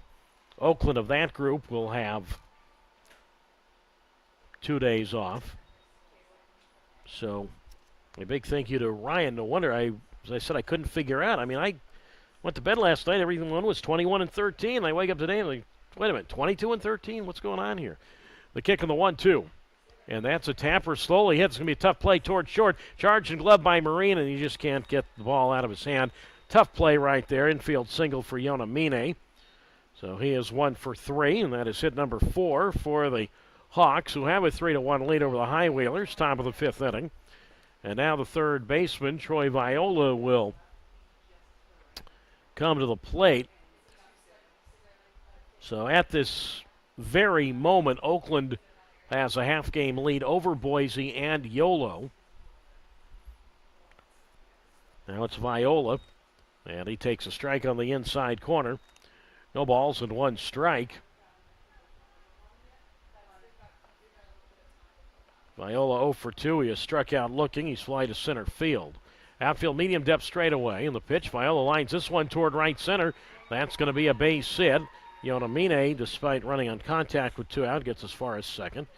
And Viola has a single as the center fielder Skinner gets the ball in toward the infield. 3-1 Boise, top of the 5th inning. And now it's the catcher Nick Klimp. So we'll keep tabs to see what happens. That game's still in the bottom of the 7th. 1 out. Oakland is leading Northern Colorado 9-8. So now here's Klimp. And he swings and fouls into the backstop. Strike 1. No balls and 1 strike. As I said, it'll offset after tomorrow anyway, that extra game that Oakland is playing offset in the standings. But after this series and after Oakland's series at Northern Colorado, Oakland, Boise, and Yolo all will have 12 regular season games left. The 0-1 pitch foul to the screen. 0-2. 3-1 Boise leading Yolo, top of the 5th. I guess everybody else in the Pioneer League as well will have We'll have 12 games left in the regular season. So, as I said, should be a fun race. You have 3 teams all coming into today tied for first, fighting for 2 playoff spots. 0-2 the count with 2 out and 2 on. Mitchell delivers, and Klimp swings and fouls this one to the backstop. And the count holds at no balls and 2 strikes. Yolo will go to Boise starting Tuesday. So again, these 2 teams will still play each other. Idaho Falls, a team well out of the race, they'll go to Oakland for 6 starting Tuesday. 2 on, 2 out. And the pitch, Klimp takes way outside. That'll be a wild pitch. The runners advance, so the catcher Mendoza has to track that ball down near the screen. So Yonamine to third, Viola to second. Second wild pitch issued by Mitchell this afternoon. And the count's at 1-2, so now this could really change things. We mentioned Klimp's had a good series. He's 0 for 2 today, but has 7 hits here in the series. Now no force available at second. The kick on the 1-2. And Klimp lines this one toward right and over the head of the right fielder Smith. And this will score 2. Yonamine scores. Viola will follow. And by the time Smith gets to the ball, Klimp is at second base with a 2-run stand-up double. And it's now 5-1 Boise here in the 5th. So that wild pitch certainly altering things. Although with 2 out, Viola might have scored on that. Now, look, pitch selection might have been different. Who knows? But Smith, who plays good right field, but didn't really have a chance at that one. That ball was smoked, and Smith was playing shallow. And that ball just whizzed right over his head quickly. So all this started on the 2-out infield single by Yonamine. So a big 2-out, 2-run double by Klimp. Now 5-1 Boise. And now the pitch to Minder, hit deep in the hole at short. Grabbed by Marine, long throw across to first. No chance to get Minder. It'll be an infield single. Klimp goes to third. Thought for a moment that maybe Marine would have gone to third there. Maybe would have thrown to Holt at third. Holt kind of looking back at Marine. I don't know if he can say something like, hey, we might have had a play there. But anyway, it's an infield single for Minder. So 4 straight 2-out batters have reached, all on hits. 7 hits now for the Hawks, who have a 5-1 lead. Largest lead of the series for Boise. And now it's Marcello, who's 1 for 2 with a single and a run scored. And the pitch to Marcello, and that's a strike on the inside corner.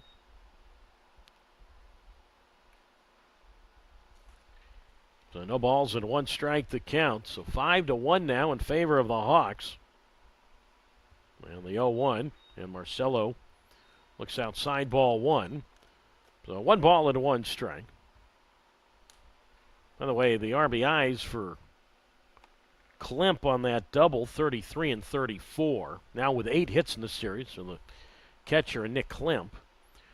The kick on the 1-1, and that swung on, slapped towards short, gobbled up by Marine, and he'll throw to Gonzalez at first. And that gets Marcello, but the 2-run, 2-out double by Klimp, part of 4 straight hits. So 2 runs, 4 hits. There were no errors, and 2 men stranded. We go to the bottom of the 5th, halfway done. Boise 5 and Yolo 1 on YouTube Live and on Flow Sports.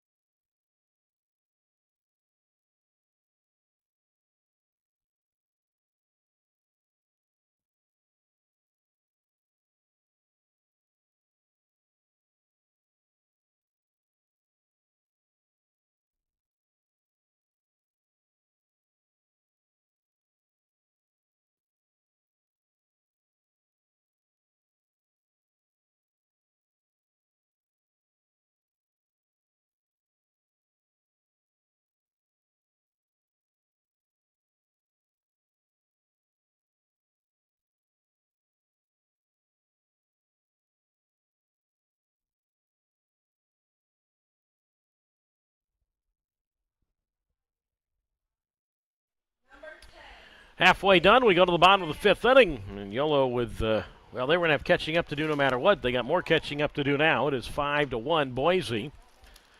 And David Glancy to lead it off for the Yolo High Wheelers. Glancy, Mendoza, and Holt, 7-8-9 to face Braden Spears. Now a 4-run lead with which to work. And the first pitch on the way to Glancy is a strike on the inside corner. So no balls and 1 strike. Glancy flying to right field in the 2nd. And the 0-1 pitch, the St. John's alum, is outside for a ball. So 1 ball and 1 strike. I mentioned college alums, colleges, talked a lot about. My imagination or college football actually started today. The kick of the 1-1. That's down the middle, strike 2, 1-2. I guess what the first game of the college football season today over in Dublin, Ireland. Saw the Georgia Tech beat Florida State on the last-second field goal. Hard to believe football season is here. The 1-2 pitch, swing and a miss, strike 3, well out of the zone. And Glancy is out. 6 strikeout for Spears. Glancy now 0 for 2, 5-1. The Boise Hawks lead Yolo. Bottom half of the 5th inning, and now it's Angel Mendoza. Season high in strikeout for Spears is 8. July 26th at Glacier, and also May 26th at home against Grand Junction. Now it's Mendoza 0 for 1, and Spears pours in a strike on the outside corner. And the count's at no balls and a strike. So 5 runs, 7 hits, no errors for Boise. A run, 2 hits, no errors for Yolo. And Spears out of the high set. First base side of the rubber kicks, comes home, and that's way outside, ball 1. Ball and a strike to count to Mendoza. Well, 2 weeks from today, we're going to have 2 sporting events on this campus. Professional side, baseball here with Yolo and Oakland, which who knows could be a huge game for the playoffs. The 1-1 swing, ground ball to third, but right at Viola, who was playing on the lip of the grass, up with the ball, and he'll throw on to Yonamine at first. And Mendoza is out. 2 out, bottom of the 5th inning. It is 5-1. The Boise Hawks out in front of the Yolo High Wheelers, and now Trevor Holt will dig in. That'll be a 105 game on that Saturday, September 7th. And then 7 o'clock, the Aggies are home in football against the Texas A&M Commerce Lions. They will be in from Commerce, Texas, northeast of Dallas. The pitch on the way to Holt. High fastball, swing and a miss, strike 1. And the count's no balls and a strike. Hold a strikeout victim looking in the third inning. 5-1 in favor of the Hawks here in the bottom half of the fifth. The kick in the 0-1, and Trevor swings. Ground ball past the mound towards second. To his right, Hughes, and from back of the bag, throws the first good pick there by Yonamine. And Holt is out. Nice shutdown inning for Spears. And Yolo in order for the second time this afternoon. We go to the 6-5-1. Boise leads Yolo on YouTube Live and on Flow Sports.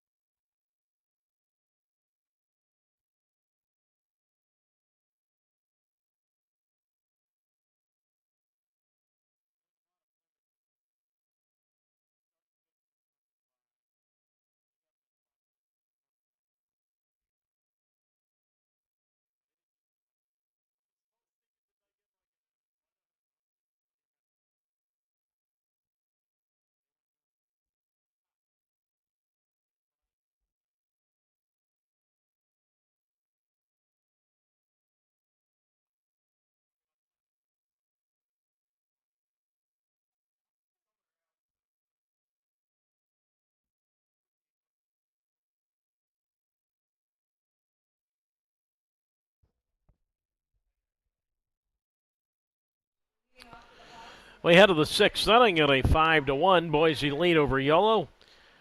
Again, tomorrow, 4 o'clock p.m., we'll start the YouTube Live and the Flow Sports feed. 4 o'clock p.m. Pacific time for the final game of this six-game set. So on to the sixth. New pitcher for Yolo is left-hander Chris Anglin. And Tyner Hughes leads it off, and Anglin delivers, and Hughes takes up and away, and the count is at 1 ball. And no strikes. So it's Hughes, Marino, and Jorgensen, 7, 8, and 9 for the Hawks in a big 2-out, 2-run rally in the fifth inning, making a 5-1 lead as Hughes, who had an RBI single in the second, pops this one up foul right side. So 1 ball and 1 strike for Chris Anglin this season. 1 win, no losses, 4.73 ERA, 26th appearance. All out of the bullpen for the Bakersfield native. And Anglin, 1 ball, 1 strike. Infield all the way around, 5-1 Hawks. Hughes 1 for 2, and he swings and misses at a high fastball. Strike 2. And the count is at 1 ball and 2 strikes. So Brandon Mitchell, who won his last start, will not be the winner today. He lasted 5 innings, gave up 7 hits, 5 runs all earned. He walked 2, struck out 4, and offered 2 wild pitches. So 1 ball and 2 strikes the count. 5-7-0 for Boise, 1-2-0 for Yolo. And Hughes waits, and the pitch, and he takes low from Anglin, ball 2. So 2 balls and 2 strikes the count. Anglin will be 23 on the last day of the regular season, September 8th. 5'11", 175 pounds, again from Bakersfield. Anglin's second appearance of this series. The 2-2 swing and a foul to the backstop by Hughes. And the count holds at 2 balls and 2 strikes. 5-1 Boise, 6th inning, top half.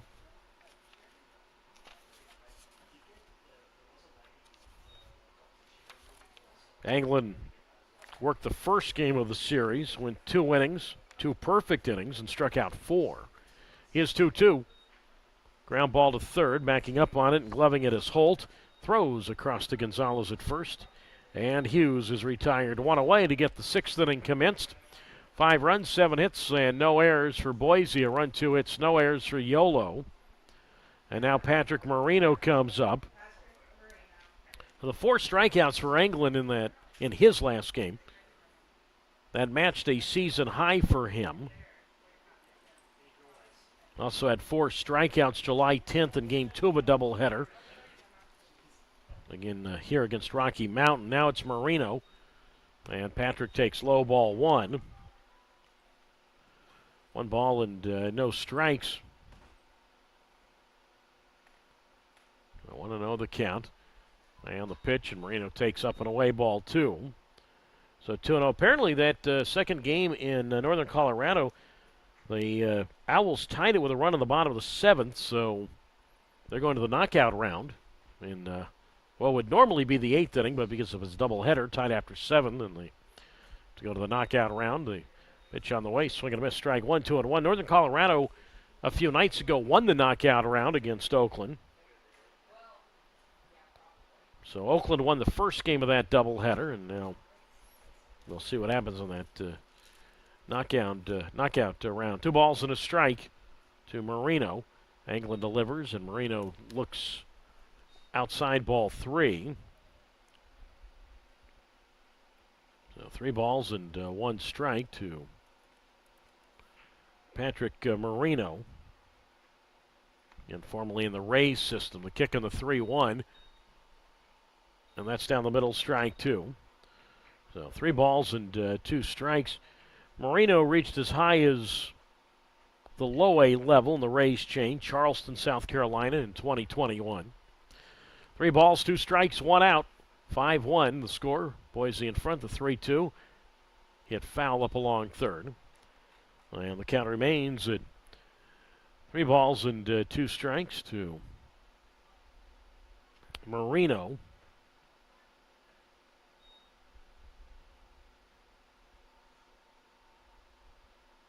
The 3-2 the count. The kick and the payoff. And Marino is swinging a foul to the backstop. And the count remains at 3 balls and 2 strikes. Marino signed with the Rays in 2019 for $375,000, but unfortunately never progressed. I mean, they didn't sign him for that amount of money to not get past low A. 3 balls, 2 strikes. Of course, you wouldn't be signed for that amount of money not to get past Triple A. There's a 3-2 here, and that's popped up foul right side. And the count remains at 3 balls and 2 strikes. But was signed with the thought of course, being a corner outfielder. I say of course. I mean, he's play all 3 spots, but with the thought of him being a corner outfielder. 3-2. 5-1 Boise. Top of the 6th. England's pitch, and Marino swings and misses high fastball, strike 3. And he is out. First strikeout for England. 2 out. Top of the 6th inning. 5-1. Boise leads Yolo. And now Tyler Jorgensen comes up. So England wins that 9-pitch get-together against Marino. Now it's Jorgensen. So a couple of guys with ties to Bakersfield going at it right here. England grew up in Bakersfield. Jorgensen went to college at Cal State Bakersfield. And the pitch is outside, ball 1. 1 ball, no strikes. England out of Frontier High School in Bakersfield. So 1 ball and no strikes the count to Jorgensen, who is 0 for 1 with a sacrifice bunt. 5-1 Hawks, top 6, the 1-0. High fastball, swing and a miss, strike 1. 1 ball, 1 strike from Chris England. Been with the team all season, despite having 1 stint on the injured list back in late June. Fastball, changeup, slider for England. As the pitch here is hit toward second base, gloved by Leday, and his throw is low. Leday moving to his left, his throw is low, and that will be an error on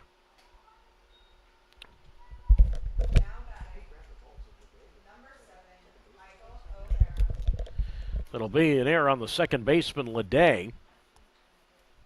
So a throwing error, that was certainly makeable play, but 2 out errors. So that's first error today for either side. Charged Leday, as I said, with a throwing error. Just the throw was low. Nothing really Gonzalez at first could do.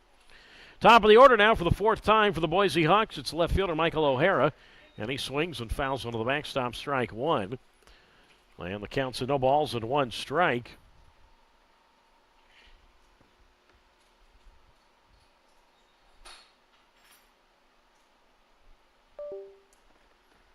O'Hara 0 for 2, RBI ground out and a walk.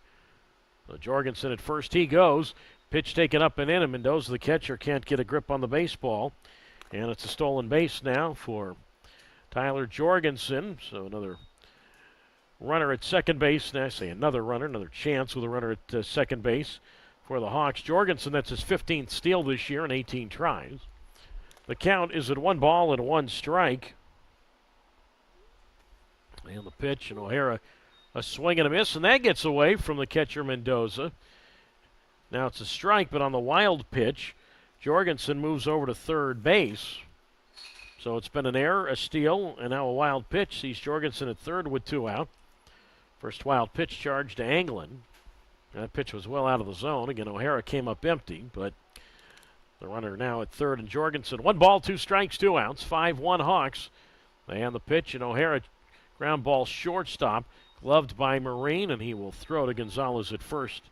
And O'Hara is out. So England works around the 2 out error, the steal, and the wild pitch. No runs, no hits, 1 error, 1 left. On we go to the bottom of the 6th inning. 5-1, Boise leads Yolo on YouTube Live and on Flow Sports.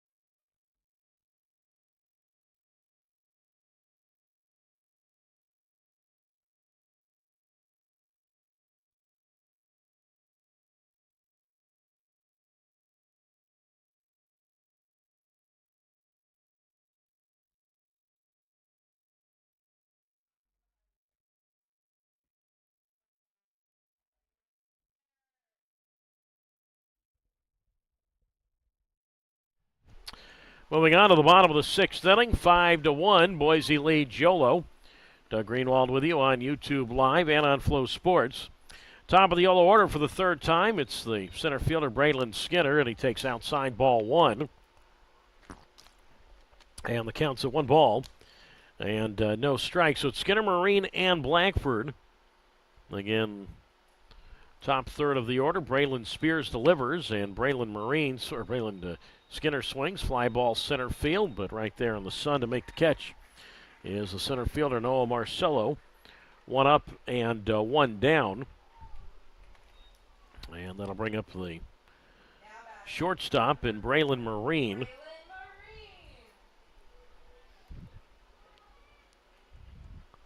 Marine 0 for 2. He has scored the only run today for the High Wheelers. He's also stolen a base. Spears deals, and Marine a swing and a foul to the backstop, strike 1. And the count is at no balls and 1 strike. to Marine. Outfield medium depth straightaway. 5-1 Hawks. Spears deals and Marine swings, and he flies this one softly into right. Jorgensen out toward right center, and the right fielder makes the catch. So quickly 2 away.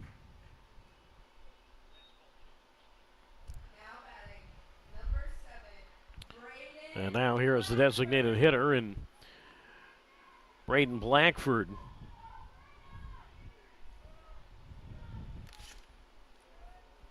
Braden is 1 for 2 with a single to center. 5-1 Boise. And the High Wheelers just at the moment one of those days they can't really start the engine well today. And the pitch on the way outside ball 1-0, and got to credit the Boise pitcher and Braden Spears. 1 ball, no strike. Spears deals to Blackford, and that's low and in ball 2.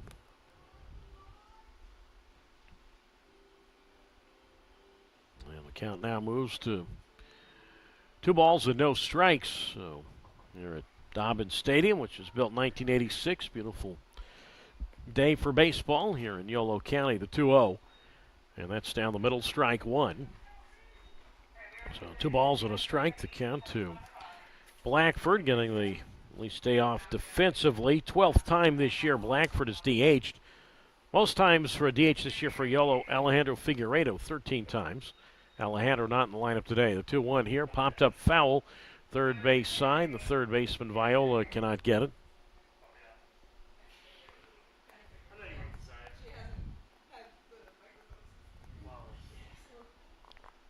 And the count remains at 2 balls and 2 strikes. So a 5-1 Boise lead. Again, the Hawks have lost 7 in a row. Yolo has won 7 straight.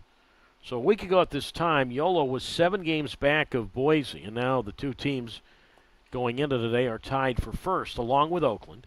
The 2-2, and that is strike 3 called, outside corner. Blackford doesn't agree with the call by the plate umpire, Dean Poteet, but Blackford is out on strikes, looking for the second time this afternoon. 7th strikeout for Spears, who sets down the High Wheelers now for the 3rd straight time in a perfect fashion.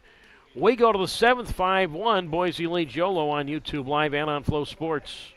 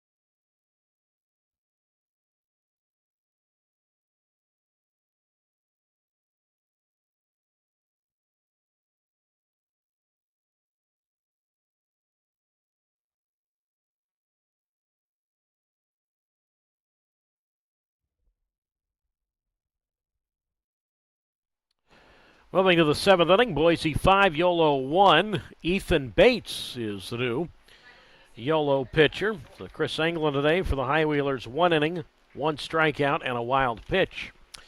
Yonamine leads it off, then it's Viola and Klimt, 2, 3, 4, and Bates, who the last 2 days has swung the bat to a player, but now back on the mound.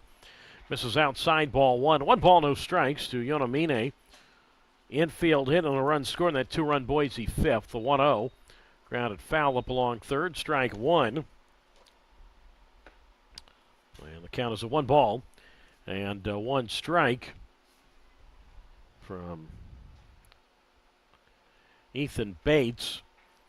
His record, no wins, no losses, 7th appearance with Yolo, all out of the bullpen. 2.45 ERA for the former two-way player at Louisiana Tech. 1 ball, 1 strike. And Bates out of the windup delivers, and he misses outside, ball 2, 2 out of 1. Bates' second appearance of this series. Pitched here on Tuesday, went 1 inning plus, allowed a hit. The wind to the 2-1, and Yonamine hits this ball towards short, playing the big bounce to his left Marine, and the shortstop Soto Gonzalez at first. And Yonamine is out, so 1 down. And that'll bring up the third baseman, and Troy Viola. 5 runs, 7 hits, no errors for Boise. A run, 2 hits, and an error for Yolo. Now Viola, he singled and scored in that 2-run 5th inning. So Bates yesterday was the designated hitter, was his first start ever as a professional. Well, on either side of the ball, actually. Pitch on the way to Viola, drops in nicely for a strike on the outside corner, 1-1. And he picked up an infield single, part of a 4-run 3rd inning. It was his first pro hit for Bates as Viola swings, and he flies one high and deep down the left field line, and that ball is foul. No balls, 2 strikes, 5-1. Boise leading Yolo, top of the 7th. So Bates, who was the Conference USA, conference that Louisiana Tech is in, Conference USA Player of the Year, and certainly a first-team All-Conference player, getting to now play both sides of the ball professionally. The 0-2, and that's foul to the backstop. 0-2 the count. Yolo manager Billy Horton saying to me that there's, on the days that Bates pitches, he will not hit. They don't want him doing both on the same day, but Bates certainly could see some more time as the DH. That's the plan that Billy Horton told me. The windup in the 0-2, and Viola swings and lifts one high, but not deep in the left center field. To his right, the center fielder Skinner will get there.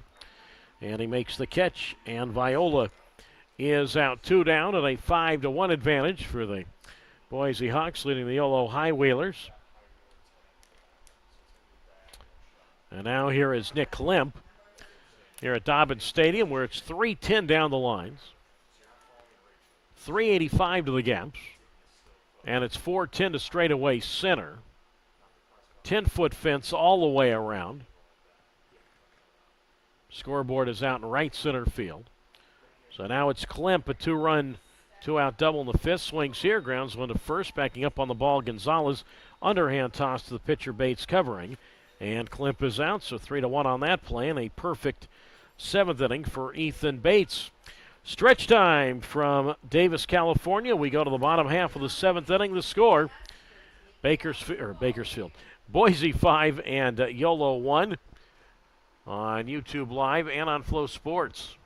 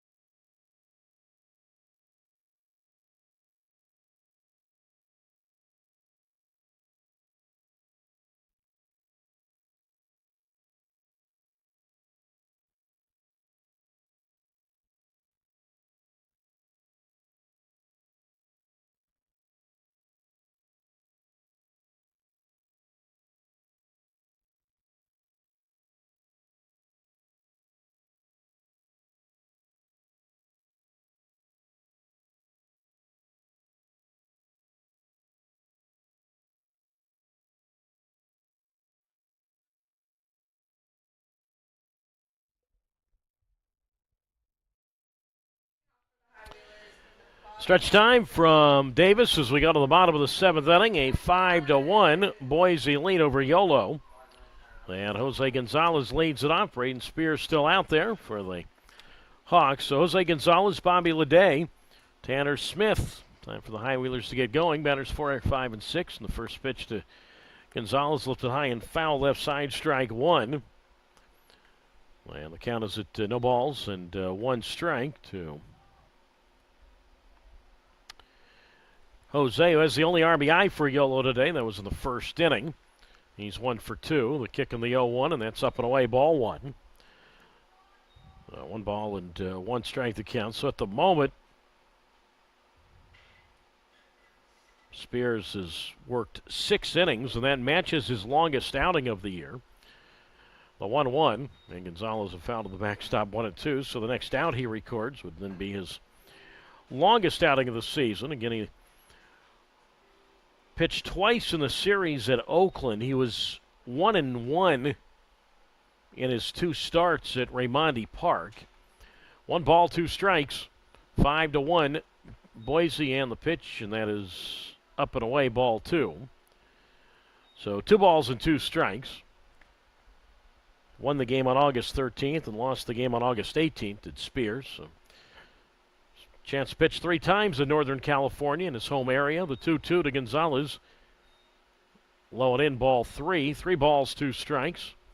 But yeah, walking around the park today, a lot of folks in Boise Hawks are just shirts that say Boise on them. 3-2. 5-1 Hawks and the payoff. And Gonzalez looks straight down the middle. Strike 3. Good pitch there. Spears took something off it, and been his day. 8th strikeout for Spears, and that matches his season high. Gonzalez strikes out for the 2nd time. And now it's the second baseman and Bobby Leday who comes up.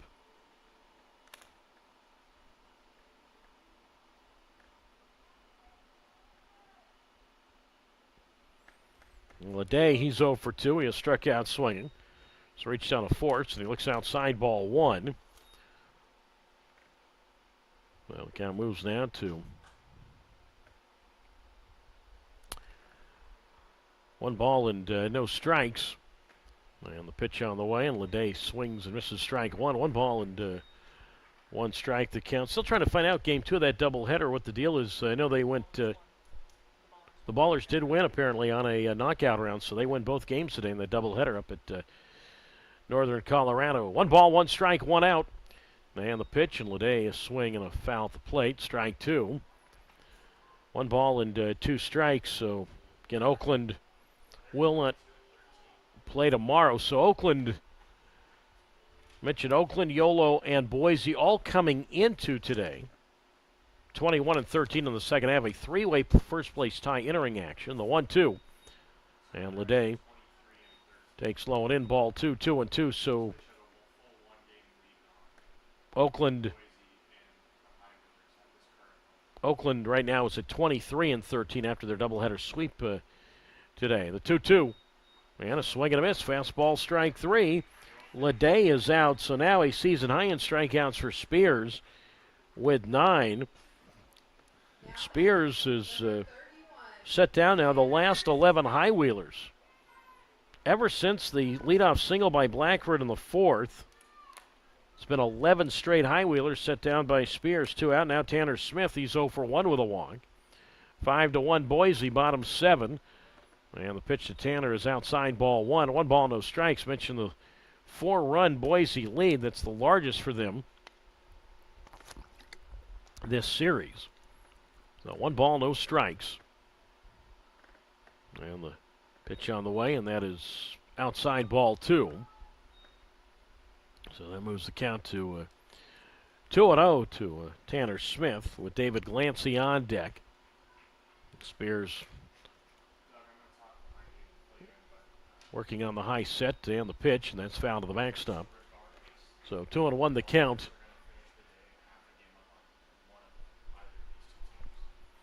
So 2-1 the count. So with the Ballers doubleheader sweep, they will be in sole possession no matter what at the end of today because they've played 2 games and won both. But that will offset tomorrow after the High Wheelers and Hawks finish. The 2-1 pitch, swing and a miss, strike two. And the count's now at 2-2. So at this literal moment, Oakland has a one-game lead over both these teams. 2 balls, 2 strikes to count with 2 out. 5-1 in favor of the Hawks. Swing, ground ball, first base. That's gloved by Yonamine, and he'll take it easily to the bag, and Smith is out. So Braden Spears, 7 outstanding innings this afternoon. That is now 12 straight retired, and I'll extend that. 17 out of the last 18 he has retired.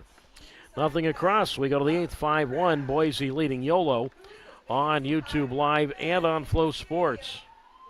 Let's hear your voice and see some dance moves.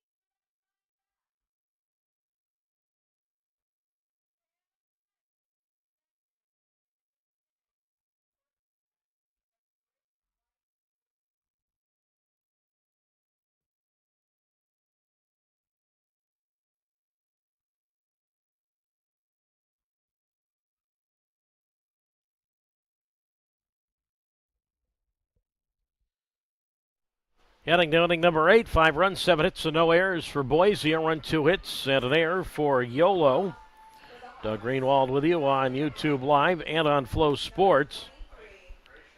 And Trevor Minder to get it started for Boise. Ethan Bates, who had a perfect 7th inning, now starts his 2nd inning of relief for the High Wheelers. Well, it's the first pitch on the way to Minder, and that's taken for a strike on the outside corner. No balls and 1 strike. A 5-1 lead for Boise. 3 in the 2nd, 2 in the 5th for the Hawks. Yolo's only run in the 1st. Minder swings, slaps this ball, through into left field, a base hit past the diving shortstop Marine and in the left field. So Minder been on base safely now 3 times. He is 2 for 3 now. He had a very, very important plate appearance. You look back at this game. I know it's not over yet. 5-1 5-1 Boise, top of the 8th inning. But remember that 2nd inning, Minder led off, had a full count and drew a walk, and that led to the 3-run 2nd. So now it's Marcello who's 1 for 3, a single and a run scored. And Bates from the set. Marcello bunts one foul at the plate, strike 1. No balls and a strike from Bates, who I talked to after the game yesterday, saying he was ready to get back to swinging the bat. Well, Billy Horton mentioned it as well, and Billy said that Bates started taking some batting practice when the team was in Grand Junction last week. No balls and a strike. Minder at first, and the pitch, and big swing and a miss by Marcello, strike 2. And the count moves to no balls and 2 strikes. Boise 5, Yolo 1, top of the 8th inning. And obviously Bates said, yeah, it felt good to be back at home plate yesterday. The 0-2 pitch from the set, swung on, hit on 1 hop to short, gloved by Marine, under Antostalade at second for 1, on to Gonzalez at first, not in time. So Marcello beat it out. 6-4 on the force at second. Marcello now 1 for 4. And now Tyner Hughes bats with a 5-1 lead for Boise. Visitors half of the 8th inning, and we have our daily, what seems to be umpire get together. Doesn't seem to can ever escape a day without the umpires having to meet, and not sure what the discussion was about.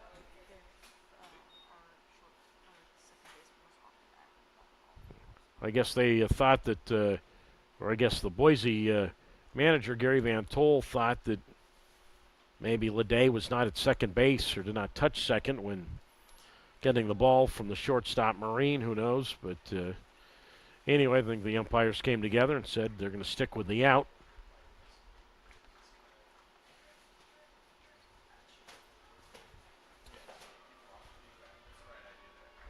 Oh, apparently no. You know what? It's going to be interference. I think it's second. I think the slide from the runner Minder interfered, and they're going to call a double play as it turns out. That's what Van Tol is arguing, the end result of that. And so 2 out and nobody on. 5-1 Boise. Now it's Tyner Hughes, and he takes inside from Bates, ball 1. And the count's a 1 ball and no strikes.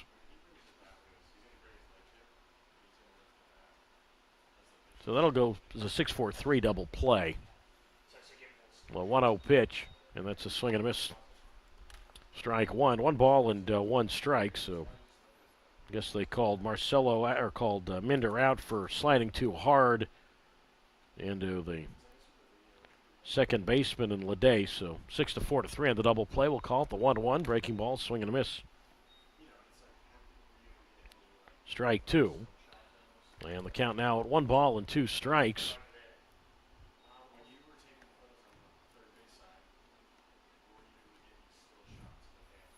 So 1-2 the count. 5-1 Boise. Top of the 8th inning. A lot of shade out in deep right field. A little overcast when we got to the park today, at least when I did. The 1-2 pitch low. 2-2. In fact, on my drive into the ballpark today, going along Highway 113 from Woodland, it's actually raining a little bit. Hadn't seen that in California in a while. So 2 balls, 2 strikes to Hughes. RBI single and a run scored. And the pitch, strike 3 called, inside corner. And Hughes is out. First strikeout for Bates. No runs, 1 hit, no errors, and nobody left. On to the bottom of the 8th. Time ticking for the Yolo High Wheelers. The score, Boise 5 and Yolo 1 on YouTube Live and on Flow Sports.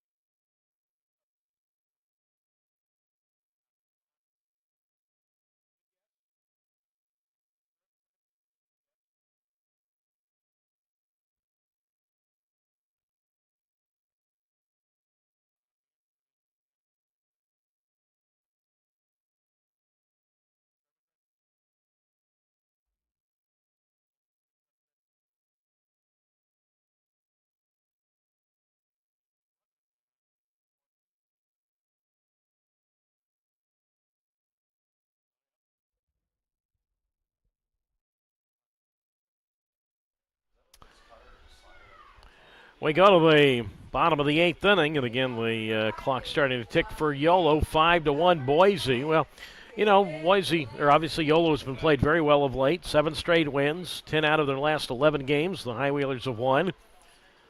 You know, and when you are on a winning streak, and obviously want to keep it going, you win in all sorts of ways. Maybe today they come back real late. They got to get Spears out of the game, who's pitched very well. Braden's pitch inside, ball 1 to David Glancy. 1 ball, no strikes. Glancy, Mendoza, and Holt. David is 0 for 2 today. 5-1 Boise in the 1-0. Taking down the middle, strike one, 1-1. So when Spears entered the inning, he was right at 100 pitches. So up to 102 right now. 1 ball, 1 strike to Glancy. 12 in a row set down by Spears. The 1-1. And Glancy swings and a tap around in front of the mound. Spears off the mound. Bare hand grabbing his throw way past the first baseman in Yanamine. The ball caroms off the sidewall and into right field where Jorgensen picks it up. That'll be a throwing error on the pitcher, Spears. I mean, he got to the ball, made a nice bare hand grab out in front of the mound, but his throw was nowhere near the first baseman, Yanamine. So High Wheelers will take it any way they can get it right now.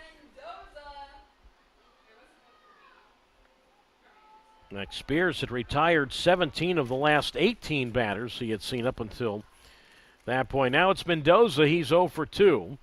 So Glancy at first. We'll see if that provides a little bit of a spark here. Mendoza getting hitless in 2 tries. 5-1 Boise, bottom of the 8th. And the pitch, and Mendoza takes outside ball 1, 1-0.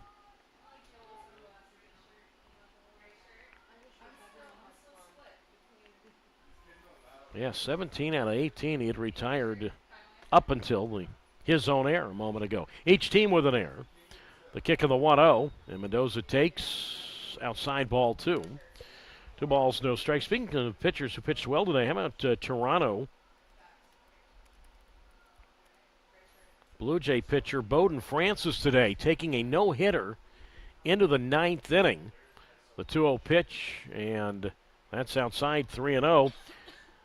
Then the very first batter of the top of the 9th, the Angels' Taylor Ward, breaks up the no-hitter of all things on a home run. And then Francis came out of the game with the Blue Jays, and Francis still won it. 3 balls, no strikes. And the pitch, and that's down the middle, strike 1. So 3 balls and 1 strike. So the Blue Jays, whose first year was 1977, still only have 1 no-hitter in history, in their history. I'll tell you in a moment. The 3-1. And that's inside. Now we'll see if Boise challenges that. They are going to challenge. That was a close pitch.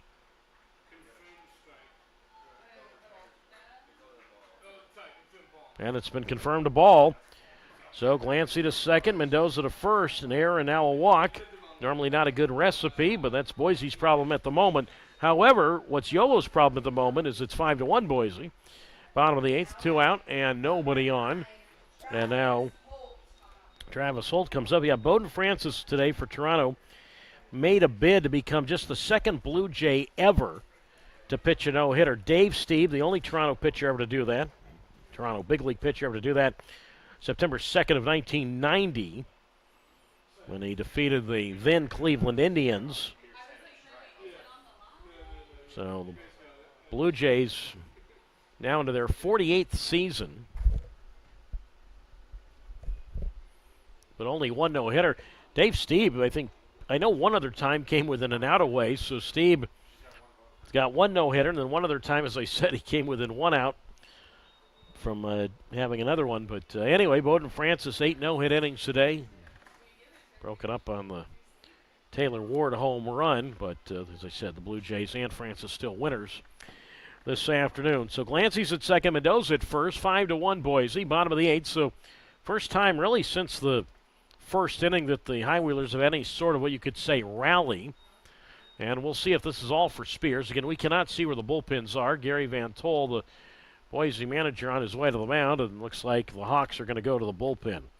So an outstanding job by the Brentwood product and Spears, who gets a pat on the back from his skipper and Van Tol.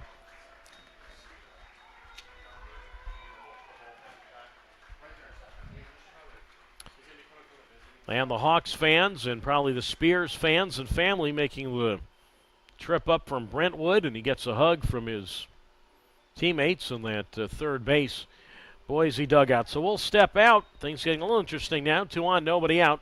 Bottom of the 8th, Boise 5, Yolo 1. Back in a moment. Tell you about the new Hawks pitcher on YouTube Live and on Flow Sports.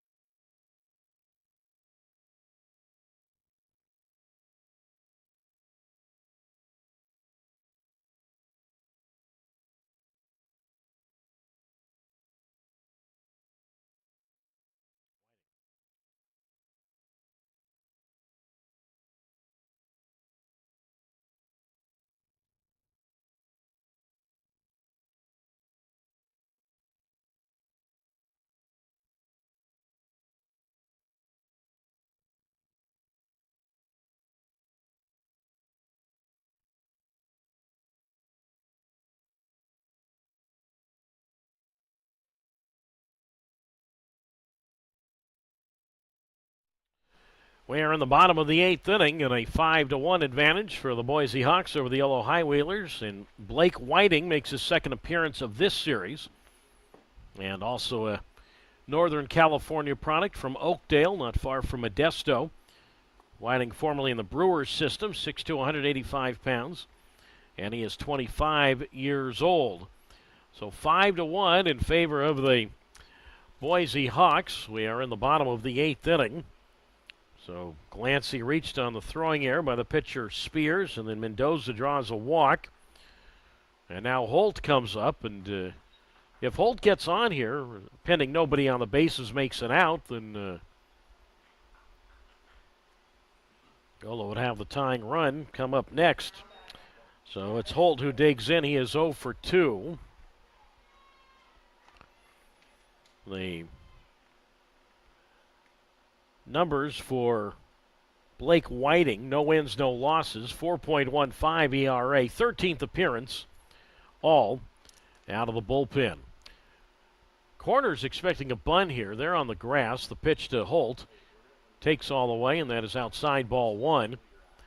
So 1 ball and no strikes from Whiting, who comes from a baseball family. His brother Boone made it as high as AAA in the Cardinals system.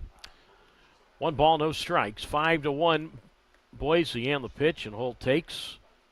And that's off the plate. Close pitch there, ball 2. So the count moves now to 2 balls and no strikes. So 2-0 the count to Holt. Runner at second, Glancy. Mendoza's at first. 5-1 Hawks. Bottom of the 8th and the pitch. And that swung on and fly toward right center field. Over to his right, into the right center field gap. Jorgensen makes the catch. Tagging from second is Glancy. He goes to third. Holt flies to right, 1 out. Mendoza holds at first. 5-1 Boise. Bottom of the 8th inning. So if you're Boise, you have a 4-run lead in the bottom of the 8th. Right there, you take the out, certainly, and give up the 90 feet. Besides, nobody has scored yet for the High Wheelers, at least in this inning. Now, for the 4th time today, Yolo will go to the top of its order for the center fielder, Braylon Skinner. And he is 0 for 2 with a walk. Outfield medium depth and straightaway. 5-1 in favor of Boise. Bottom of the 8th. And Whiting delivers. And Skinner bunts 1 foul back of the plate. Strike 1. A ball's and a strike. Well, Skinner really used a hit right here. Hitless in his last 13 at bats. A base hit right here would unless something crazy happens with some sort of weird hit that wouldn't result in a run, but more than likely would at least get the High Wheelers maybe a little momentum in this inning. 1 out, 2 on. 5-1 Boise. Bottom 8 and the pitch. And Skinner swings and drives 1 toward right. Jorgensen won't get there in time. Base hit. In to score from third is Glancy. Mendoza up to second. So that's a way to break it 0 for 13. RBI single to right. And now the tying run comes up, and Braylon Marine, it's 5-2 in favor of Boise. We'll give Skinner a run batted in. And now it's Braylon Marine. Braylon Skinner, RBI number 43. Thought for a moment Jorgensen was going to get to that ball, at least catch the ball, but good not. Now it's Marine, who is 0 for 3. He has a stolen base and a run scored. He's the tying run. And Whiting's pitch, and Marine takes outside, ball 1. 1 ball, no strikes. So now the order, you have really the best hitters up, coming up this inning, or due up. We got Blackford on deck, then you got Gonzalez. After that, Leday, the pitch. And that is low, ball 2 to Marine. 2 balls, no strikes. The Marine's got power, 8 home runs this year. A home run here would tie it. So Mendoza's at second. Skinner is at first. Braden Blackford is on deck in a 5-2 lead for Boise. And the 2 ball, no strike pitch. And Marine takes low, ball 3. 3-0. By the way, that hit by Skinner, that's the first hit for the High Wheelers since Blackford's leadoff single in the 4th. So 3 hits now today for Yolo. 5-2 Boise, bottom of the 8th. Outfield medium depth straight away, and the pitch. And that's strike called on the outside corner. So 3 balls and 1 strike. 3-1 the count. Viola even with the bag, but just a little off the line at third. Yonamini well off the line at first. The kick on the 3-1. And that swung on line left field. Base hit. Everybody moves up 90 feet, and this gets the possible go-ahead run to the plate, and Braden Blackford. Left fielder O'Hara up with the ball and gets it in toward short. So Mendoza to third, Skinner to second, and Marine has a single to left. He is now 1 for 4. And now Braden Blackford, who does have a grand slam this year, comes up as the possible go-ahead run. Marine now an 8-game hitting streak. And Gary Van Tol back to the mound, and that's going to be all for Whiting. So another pitching change. Bottom of the 8th inning, and things really heating up now. Bases loaded, 1 out, a run in. And again, Boise now up by 3. It's Boise 5 and Yolo 2. Back in a moment on YouTube Live and on Flow Sports.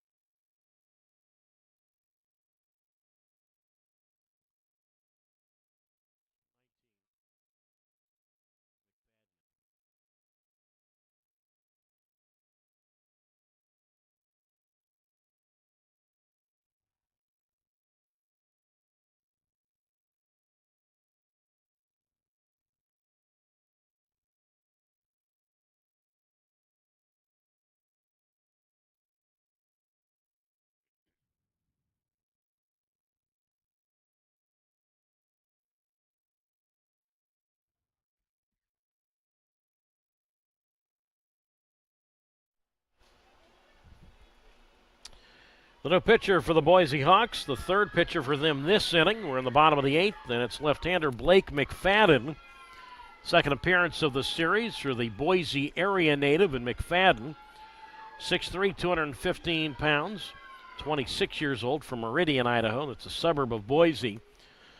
So he inherits a 1-out, bases-loaded situation, and the High Whalers, whose bats for the most part have been quiet today, in large part because of the outstanding job of Braden Spears. They said, well, they got to get Spears out of the game, and they have. 1 run is in, bags full. And again, now McFadden on to do the pitching. He's 1-0 this year, 3.60 ERA, 30th appearance, all out of the bullpen for McFadden. So Braden Blackford, so he's brought in, obviously, you got the 2 lefties coming up in Blackford and Gonzalez, so that's why McFadden is in there. Blackford 1 for 3 with a single. Home run here gives Yolo the lead. A gapper here likely ties it. And the first pitch from McFadden to Blackford, and Braden swings, and he flies one. Shallow center field. We'll see if it's deep enough. Marcelo Andu make the catch. Tagging from third on his way home is Mendoza, and he will score standing up. The throw comes in toward the shortstop, Minder. So, peeling off a little more of the fat right now, 5-3. The High Whalers get back to within a 2-run game. 5-3 now, Boise. Sacrifice fly, RBI for Blackford. Skinner holds it second. Marine holds it first. Now this allows Gonzalez to come up for a big 2-out moment. Blackford RBI number 54. Now Gonzalez RBI single in the first. He's 1 for 3. And of course he is the possible go-ahead run. And he has a team high 17 homers, including a 3-run homer in this series. And he takes outside from McFadden, ball 1, 1-0.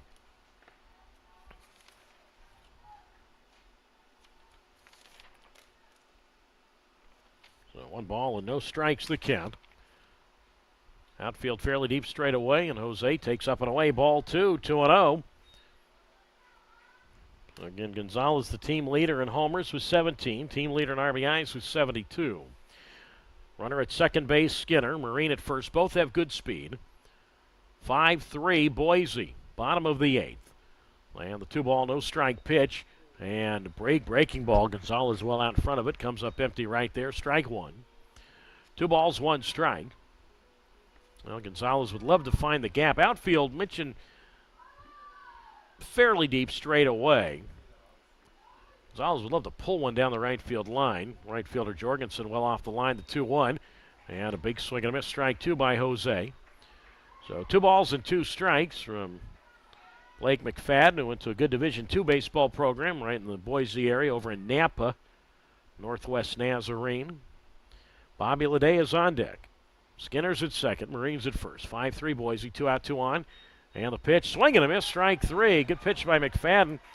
Kept the ball away from Gonzalez, who chased it and came up empty. Third time today Gonzalez has struck out. That might be the most he has struck out in any one game this year.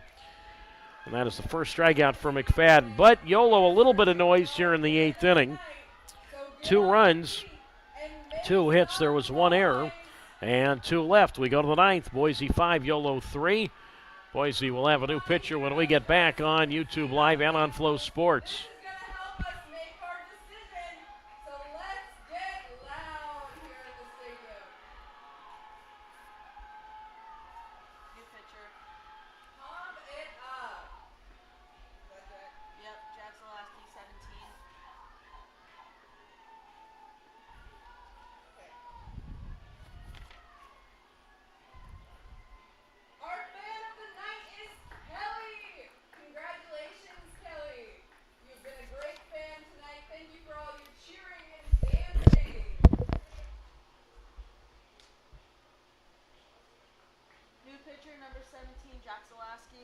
Your attention, please. Now pitching for the High Whalers, number 17, Jack Zalaski.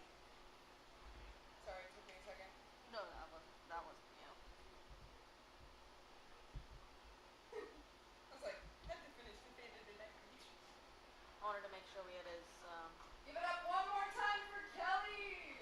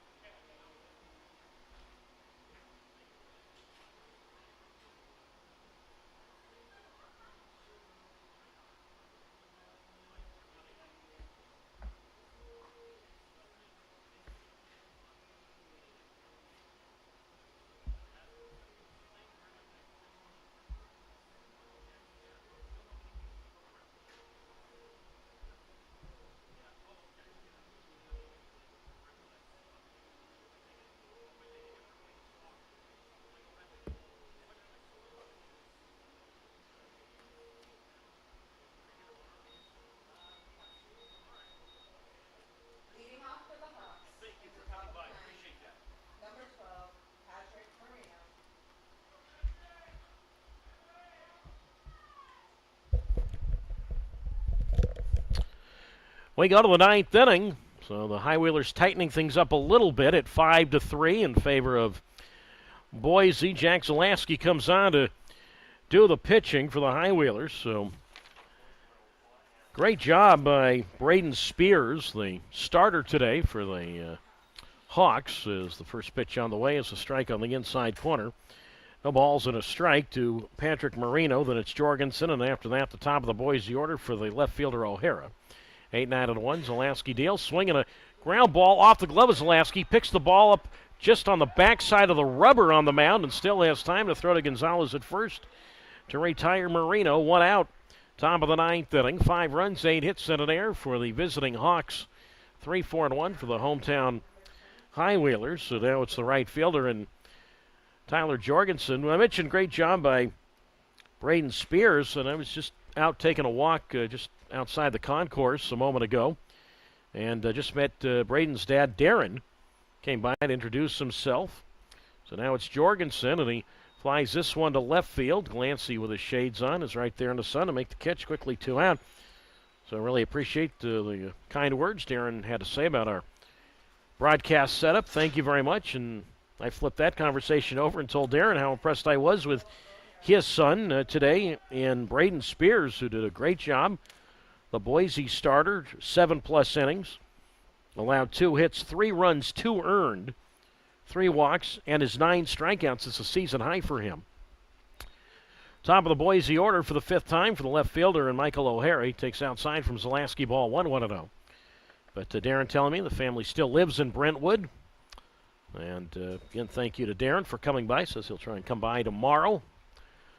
As I mentioned, a lot of Boise fans here because a lot of Bay Area products on the Hawks team, including O'Hara, who's from not far from Brentwood, over from Danville.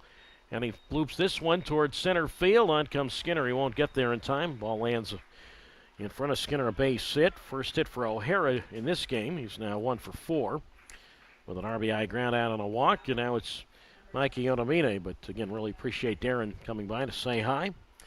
Spears, the 7+ innings and the 9 strikeouts, both season highs for him. Blake Whiting went a third of an inning for Boise, gave up 2 hits. And all zeros from there. Now Yonamine comes up. Face Zalaski, and Jack's pitch taken for a strikeout and 1. For Zalaski, this is his team-high 34th appearance all out of the bullpen. A 6-1 record, 4.41 ERA. The 0-1 from the set, and Yonamine takes low. Taking off for second is O'Hara. The throw down, not in time. Be a wild pitch. The ball was in the dirt, and O'Hara took off right when the ball hit the dirt. So good effort by Mendoza, throwing to the second baseman Leday, but O'Hara diving in safely. The count is at 1-1 strike. The charge Zalaski, and that's a tough wild pitch, but that's just the way the rule goes. So 1-1 strike, and obviously the High Wheelers have to keep it a 2-run deficit as this pitch is in the dirt. Ball 2 from Zalaski, 2-1. Zalaski 6'1", 200 pounds, 23 years old, from nearby Elk Grove, Sac State alum, and Jack Zalaski. Yonamine 1 for 4, and he swings on a ground ball to third. That pinball's off. It looked like the cleats of the third baseman and Holt. Fortunately, the ball pinballed back to the pitcher Zalaski. That'll be an error on the third baseman and Holt. Yeah, the ball was hit hard, but I think that was a gettable ball. O'Hara moves to third. Yonamine now 1 for 5. And now here is Viola, who was 1 for 4, single and a run scored. Second Yolo error today. So now Viola bats as Zalaski comes set and delivers. And Viola, a big swing and a miss. And that pitch was in the dirt. And seeing that, Yonamine goes to second. That'll be a wild pitch.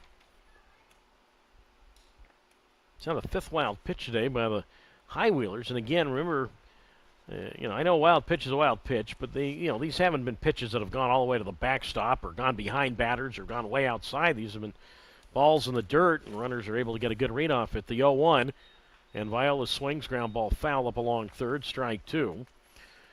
0-2 the count from Zalaski, who worked here on Wednesday. His last outing, 1 inning, gave up 2 hits, 2 runs which were not earned. Struck out 1 and hit a batter. So no balls, 2 strikes the count. 5-3 Boise. And the pitch, and Viola swings on a high, deep drive left field.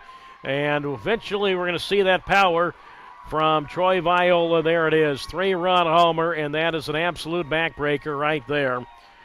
And it is now 8-3 Boise here on the top of the 9th inning.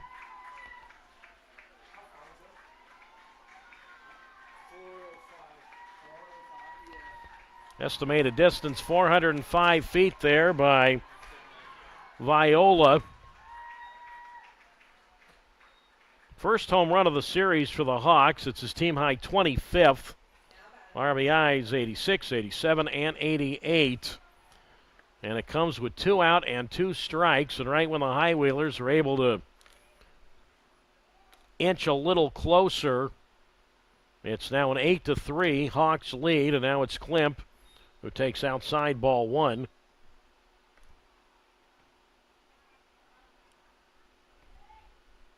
And the count is at 1 ball and no strikes as Klimp swings and a foul to the screen, strike 2, and there's strike 1. 1 ball and 1 strike. Does the scoreboard say 8? Yeah, it does. It's just the lights are on. 7. It should be 8.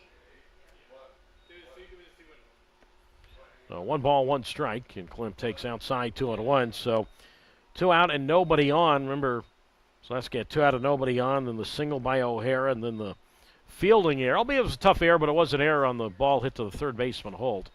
As the pitch here, chopped up the middle, and that's going to get through into center, a base hit for Klemp. So Klemp now 9 hits in this series. He's got a pair of 3-hit games, a 1-hit game, and a 2-hit game.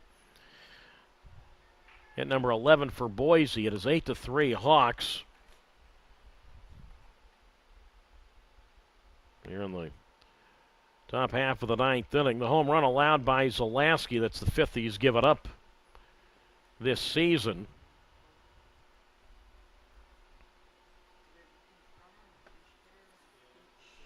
It looks like we're going to see a pinch runner at first base for Klemp. 18. And that is going to be Max Young Goldberg, who you have seen in a starting role in this series, but not starting today. And then I'd have to think Klemp will just come right back in to catch in the bottom of this inning. So top of the 9th, now 8-3 in favor of Boise. So Young Goldberg to pinch run at first. 8-3 Hawks, and the pitch from Zalaski is inside ball 1. 1 ball, no strikes. Young Goldberg 11 for 12 in steal tries this year. As the 1-0 on the way, and that's swung on, and that's fly to center field. Skinner comes jogging in. He'll be there in the sun, and he's got it. But the 2-out, 2-strike, 3-run homer by Viola. And unless a massive rally in the bottom of the 9th inning occurs, pretty much just put this game to bed. 3 runs for Boise on 3 hits. There was 1 error and a runner left. Last chance for Yolo to try and extend the 7-game winning streak. As we go to the bottom of the 9th inning, it is Boise 8 and Yolo 3. Boise will have a new pitcher when we get back on YouTube Live and on Flow Sports.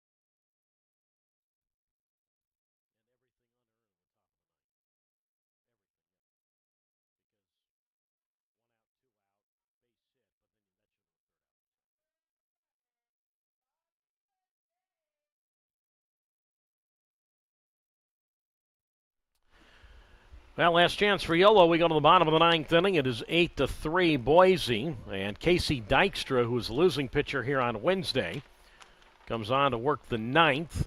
And the first pitch to Bobby Leday. And that swung on a miss, strike 1. No balls and a strike. Dykstra, 5'11", 215 pounds, 25 years old. Talked about Dykstra the other day, the nephew of former Met and Philly outfielder Lenny Dykstra, the 0-1. And Leday is swinging a miss, high fastball. No balls and 2 strikes. So Dykstra, when he was warming up, probably thought it would be a save situation. He has 7 of them this year to lead the Hawks, but once Viola's 3-run homer occurred, that wiped out any save opportunity for Dykstra. The 0-2 to Leday, outside ball 1, 1-2. The record for Casey, 1 win, 2 losses. Team high 31st appearance now, all out of the bullpen. And again, 7 saves, among the league leaders in the Pioneer League. 8 runs and 11 hits and an error for Boise, 3, 4, and 2 for Yolo. Leday, Smith, and Glancy, 5, 6, and 7. And the pitch to Leday, and that's outside ball 2, 2 and 2. Dykstra mentioned losing pitcher here on Wednesday. That was when Braylon Marine had the game-ending hit in the 9th inning in that 6-5 Yolo win. The kick on the 2-2, and Leday takes inside ball 3. So 3 balls and 2 strikes.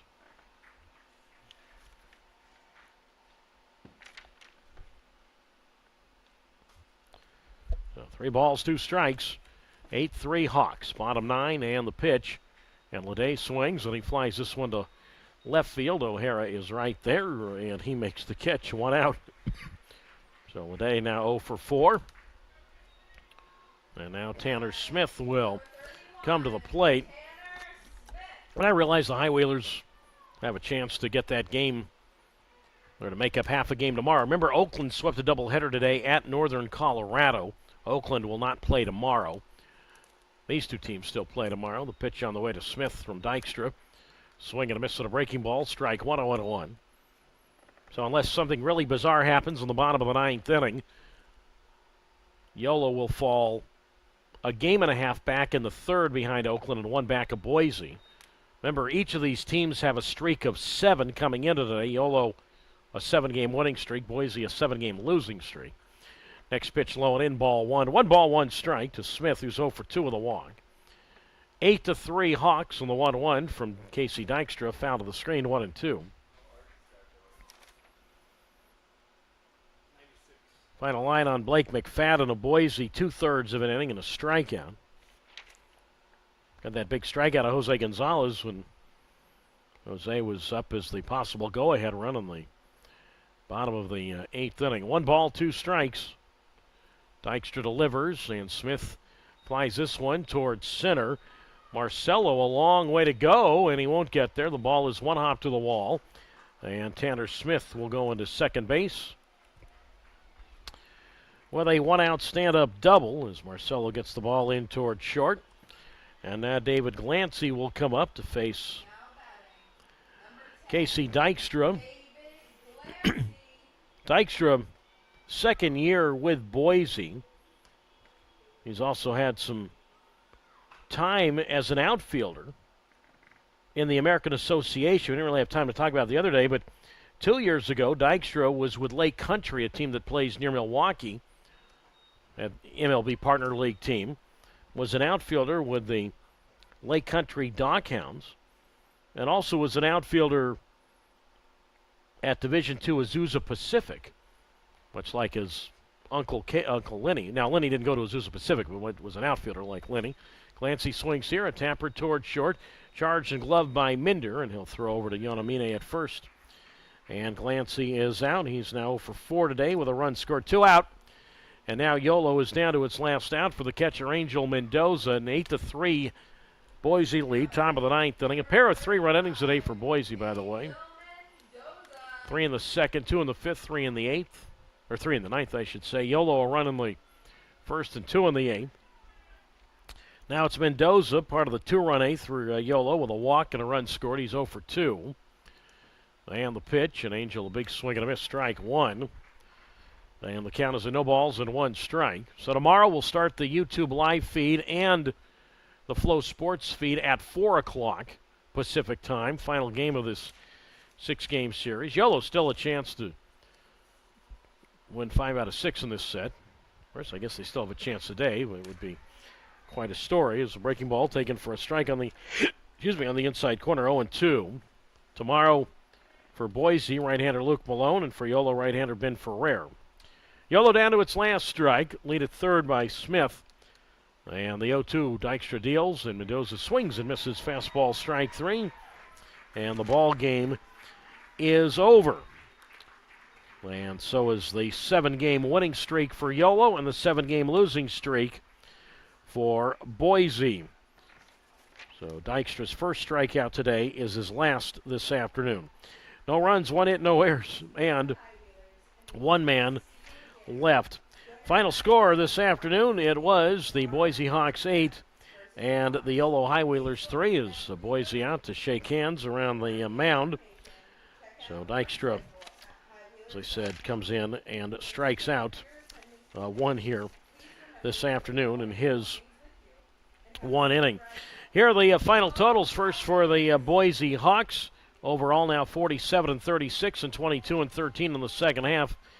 Boise today 8 runs, 11 hits, 1 error. And the Hawks end up stranding 6. For the Yolo High Wheelers, again, 7-game winning streak is over. 44-37 overall and 21-14 in the second half. 3 runs, 5 hits, 2 errors. And the Yolo High Wheelers leave 5. 7+ outstanding innings today for Braden Spears. So he is the winner. Now 6-1 for Boise. And the loss to Yolo's Brandon Mitchell. And he drops to 4-2.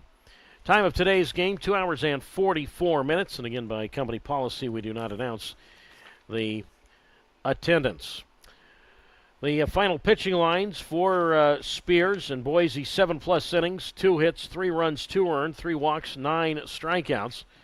Again, that is a season high in innings and in strikeouts for Spears. The other Boise pitchers, Boone Whiting, 1/3 of an inning and 2 hits. Blake McFadden, 2/3 of an inning and 1 strikeout.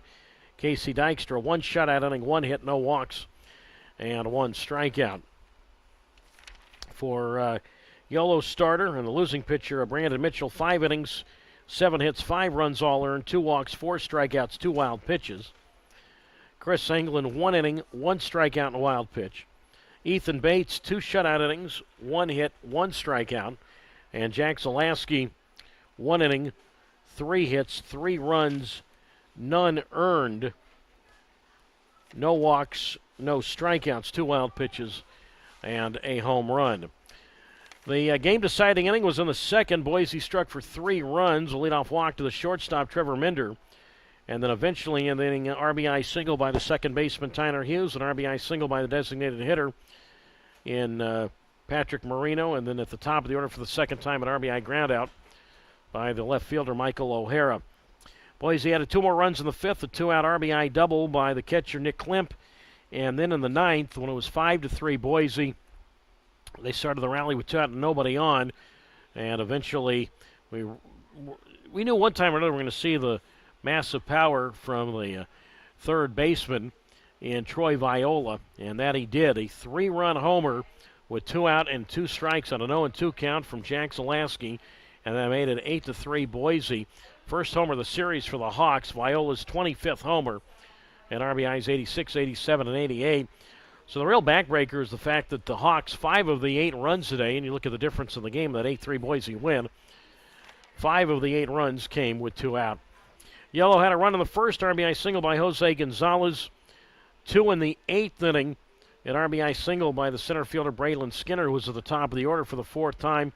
And then later in the inning, a sacrifice fly by designated hitter Braden Blackford. Bobby Leday, his 10-game hitting streak came to an end as he was 0 for 4. Braden Blackford has now reached base safely in his last 11 games. And Yolo shortstop Braylon Marine, 1 for 4, a single, a stolen base, and a run scored. And for Marine, he extended his hitting streak to 8 games for the man coming into today, 3rd in the league in hitting at .396. But today, give credit to Boise and an outstanding job by starter Braden Spears, who at one time retired 12 in a row and 17 out of 18. Mentioned a season high in innings pitched for him, 7+, and a season high 9 strikeouts. Boise starter, right-hander Braden Spears at the top of his game. Final score, Boise 8, Yolo 3. And now tomorrow, final game of this homestand, we will be with you at 4 o'clock Pacific time. We'll start the YouTube live feed as well as the Flow Sports feed. The starters tomorrow, the same guys who started the game here on Tuesday. Right-hander Luke Malone for Boise at 6-4. And right-hander Ben Ferrer, among the league leaders in ERA, wins and strikeouts for Yolo at 8-3. Final score again today. It was Boise 8 and Yolo 3. Doug Greenwald saying good afternoon from Dobbins Stadium.